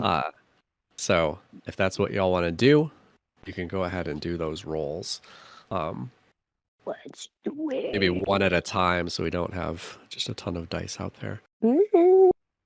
All right. So wait, what is that 2 over there? Is that your other die? No, I don't know where that came from. Okay. It just appeared. That's weird. Why don't you roll another one? Because I only see 2. Is that just me? Yeah, there's only 2. Oh, okay. But Sorry. Here's something I didn't. Re-rolling. I think here's something I didn't explain well. You're gonna roll the whole 3 dice for each one. 3 dice. So, yeah, just like a regular roll, you're rolling 3 6-sided dice. You're getting an outcome, a mood, and a side effect. Do you want to just start that fresh? Yes. Okay. Let's do. Because those weren't great anyway. So, Just go ahead and roll 3d6. Oh, that's better. All right, that's better. So you have 2 rerolls. So I mean, I don't know if that's something you even need to 3. deal with.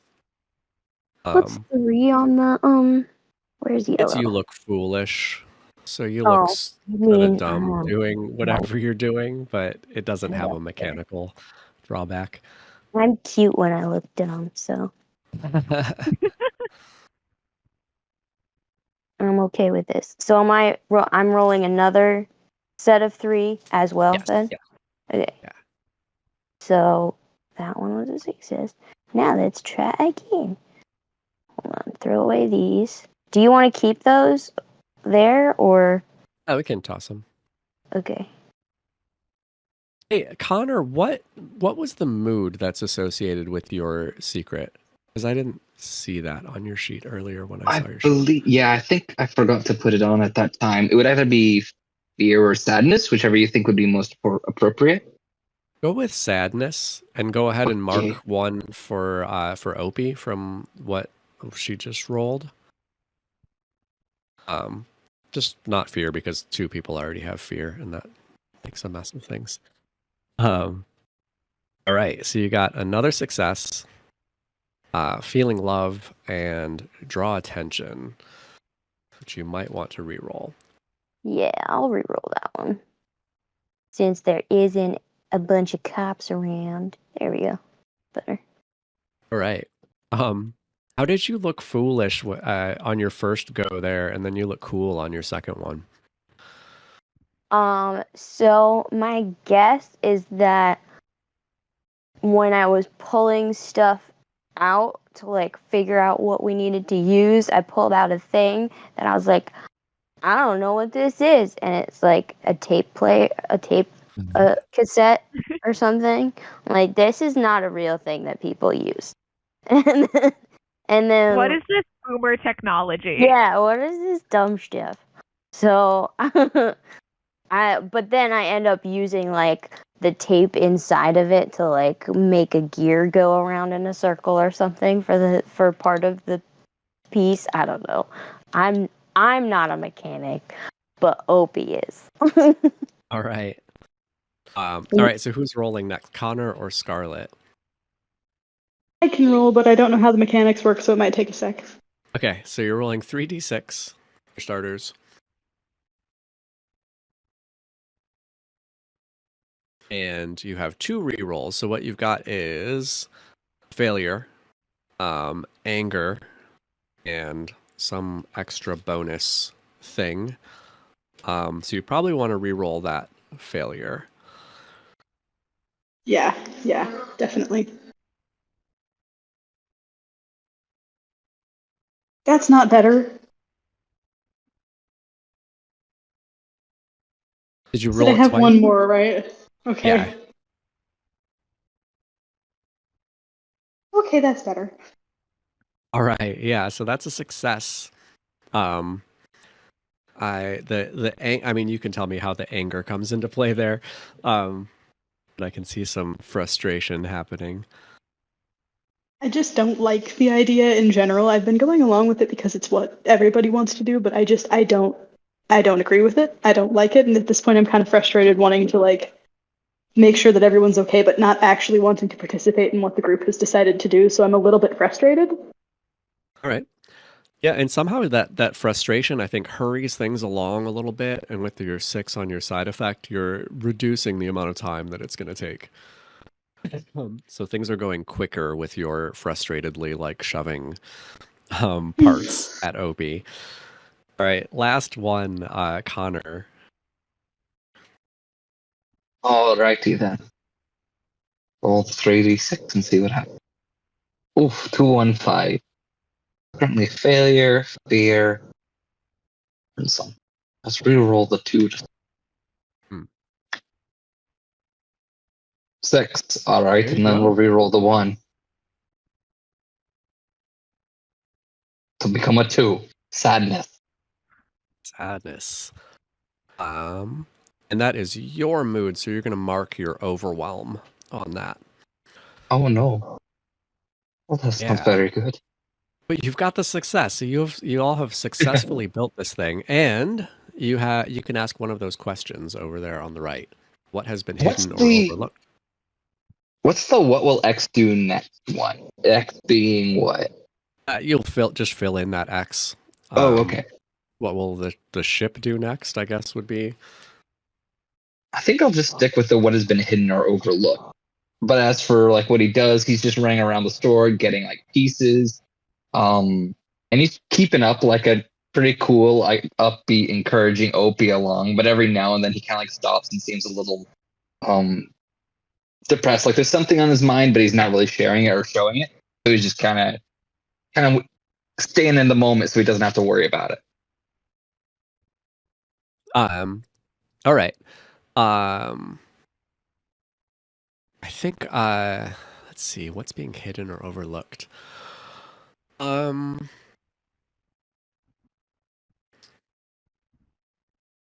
is a good question.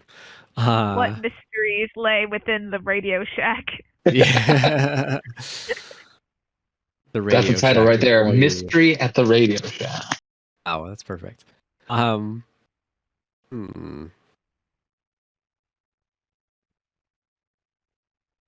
think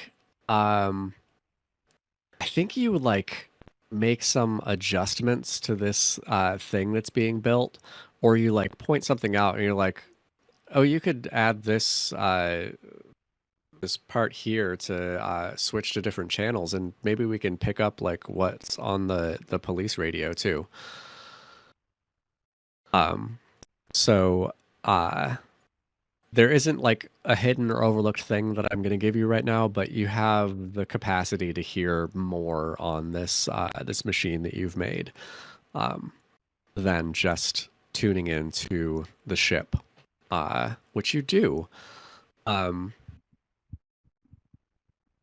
So, what are you looking for here? Like, what is this? What is the thing that you made look like, and what does it do exactly?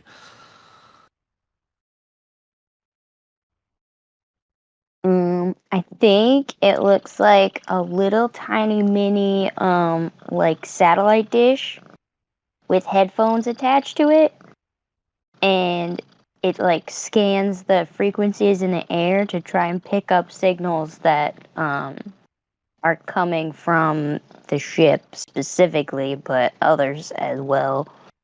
We're trying to figure out if there's any life on the ship at all, or if it's like gonna beam something down or something like that. Right. I think what you pick up is something that you can it's not, you're not picking up words, you're not picking up like a voice or anything like that, but you're getting these little blips like tick tick tick tick tick. And through like whatever you've put together there, you get the impression that the ship is kind of doing what you're doing. It's like sending out a signal of its own. It's searching.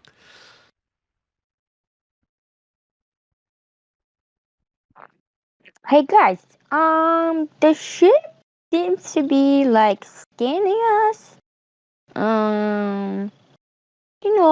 Just kind of looking for something. It's not scanning us specifically, right? Just a general scanning. Well, let's see if I can figure out what information it's looking for. And I like dial a big oven-looking dial on the side of the headphones and see if I can like filter the information scanning, like what it's actually scanning for. You made the thing, so I'm gonna give I'll give you a go on that. What is it scanning for? I think what you get is that it's trying to like man, I don't know how you picked this up on like some chunky Radio Shack headphones.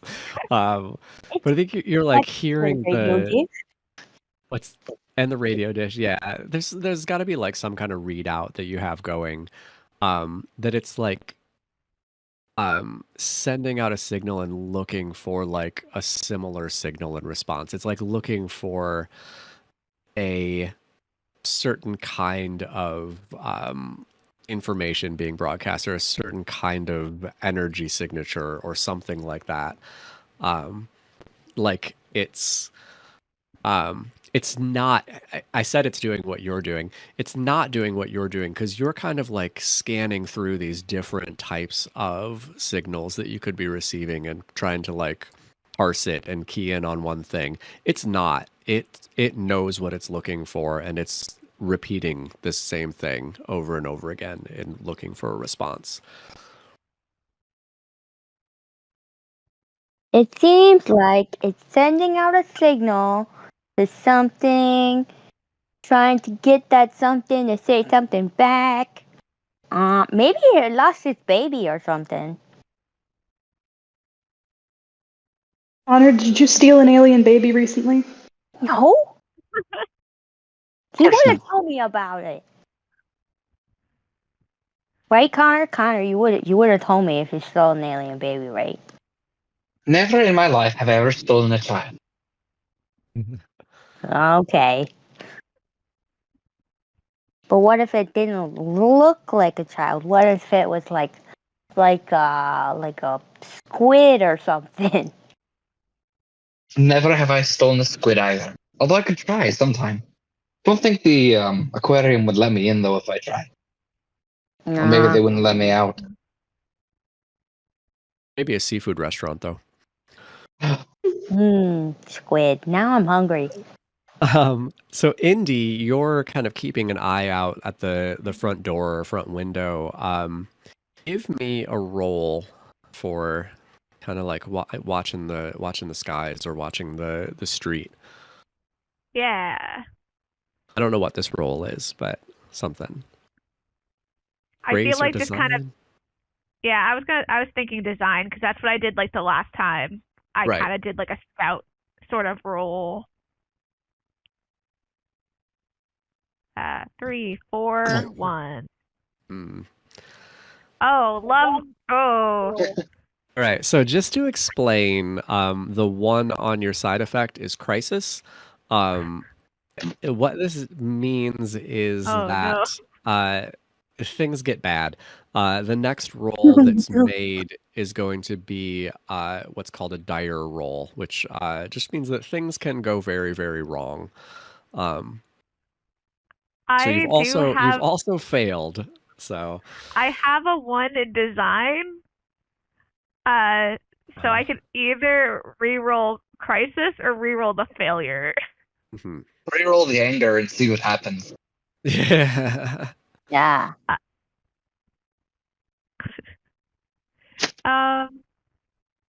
You also, I'll point out, as a person with a rocket vehicle, you have your rocket move, which True. is, if I remember it correctly, yeah, turn Leap on of faith.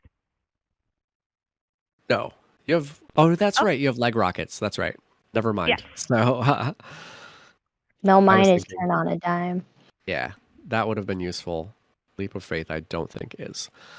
Not in this particular situation. Yes. I think it's a little too early to have a crisis. I'm gonna re-roll that 1. I think it's just the right time for a crisis. I do too. Are you sure? I mean, we did just figure out that the alien's looking for its baby or something. So seems like about time for something to happen. I mean, fair enough. Yeah, let's make things go bad. I'll re-roll the emotion. Okay, you're not even going to re-roll the outcome? Oh, great. Yay! Okay. Love failure in a game. Love? Yo, love. Love Right. it. So, I love my friends. I don't want them to die. yeah, it seems like maybe that's just like what's going through your mind right now, and you're not focused on what's going on outside. Um, They are very much like looking at their phone right now. I think there's some dots connecting in their head.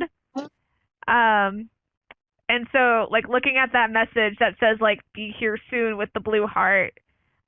Indy like shakily texts back uh like "You can go now." all right. Um, yeah, and um, with that, oh, we're so close to where I want to wrap up. I'm going to, so let's just set the scene here. Everybody is huddled inside of this Radio Shack. Um, Indy standing at the door, supposedly keeping a lookout, but texting instead. Opie, Connor, and Scarlett huddled over this, probably at the counter of the shop, looking at this thing that they've made. And I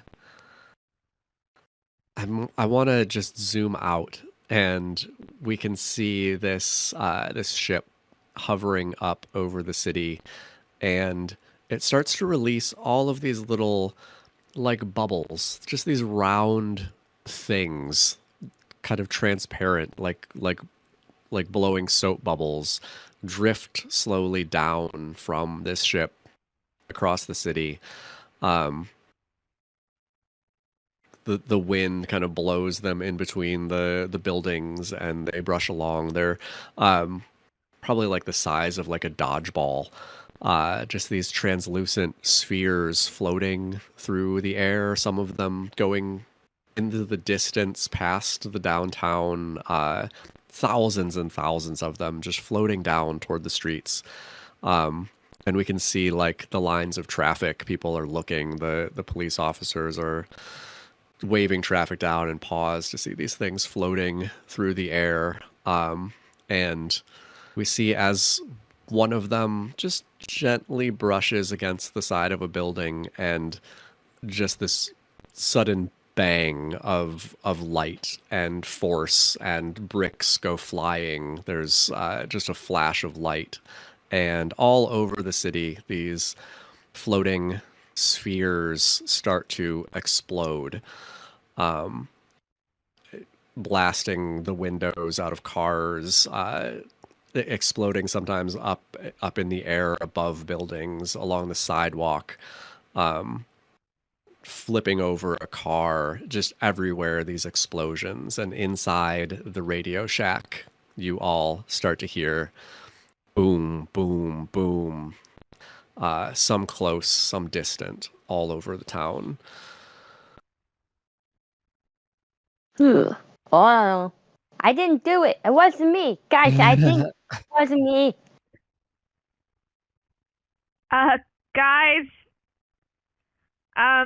I think we gotta go. There's explosions, lots of explosions. We gotta go. Is it safer outside than it is inside? Well, either the buildings are gonna explode and crumble all around us, or we get out of here. I'd rather be outside in an earthquake than. I think with that boom, and the glass of the front of this building blasts inward, just really just pelting Indy and flying in at everybody else. Indy, go ahead and take one tension from that. Oof. I deserve it. I let a crisis happen. And yeah, now it's a crisis. Yay! And I think we're going to leave off there for tonight. And we'll pick up mid-crisis next time. Thank you all for playing. Yeah, I can't Thank wait you. for part 2. Yeah, glad to be here. It's fun. Very, very much fun. Cool. Yeah, I didn't know quite where we were going to land tonight, but that's a fun place to end up. Chaos. The dice gods really said, "Time to die." They blessed us with bomb. Yep, it was just the right time for it. So yeah, I hope you've all had fun. I know I have, and we'll pick up again at this time next week.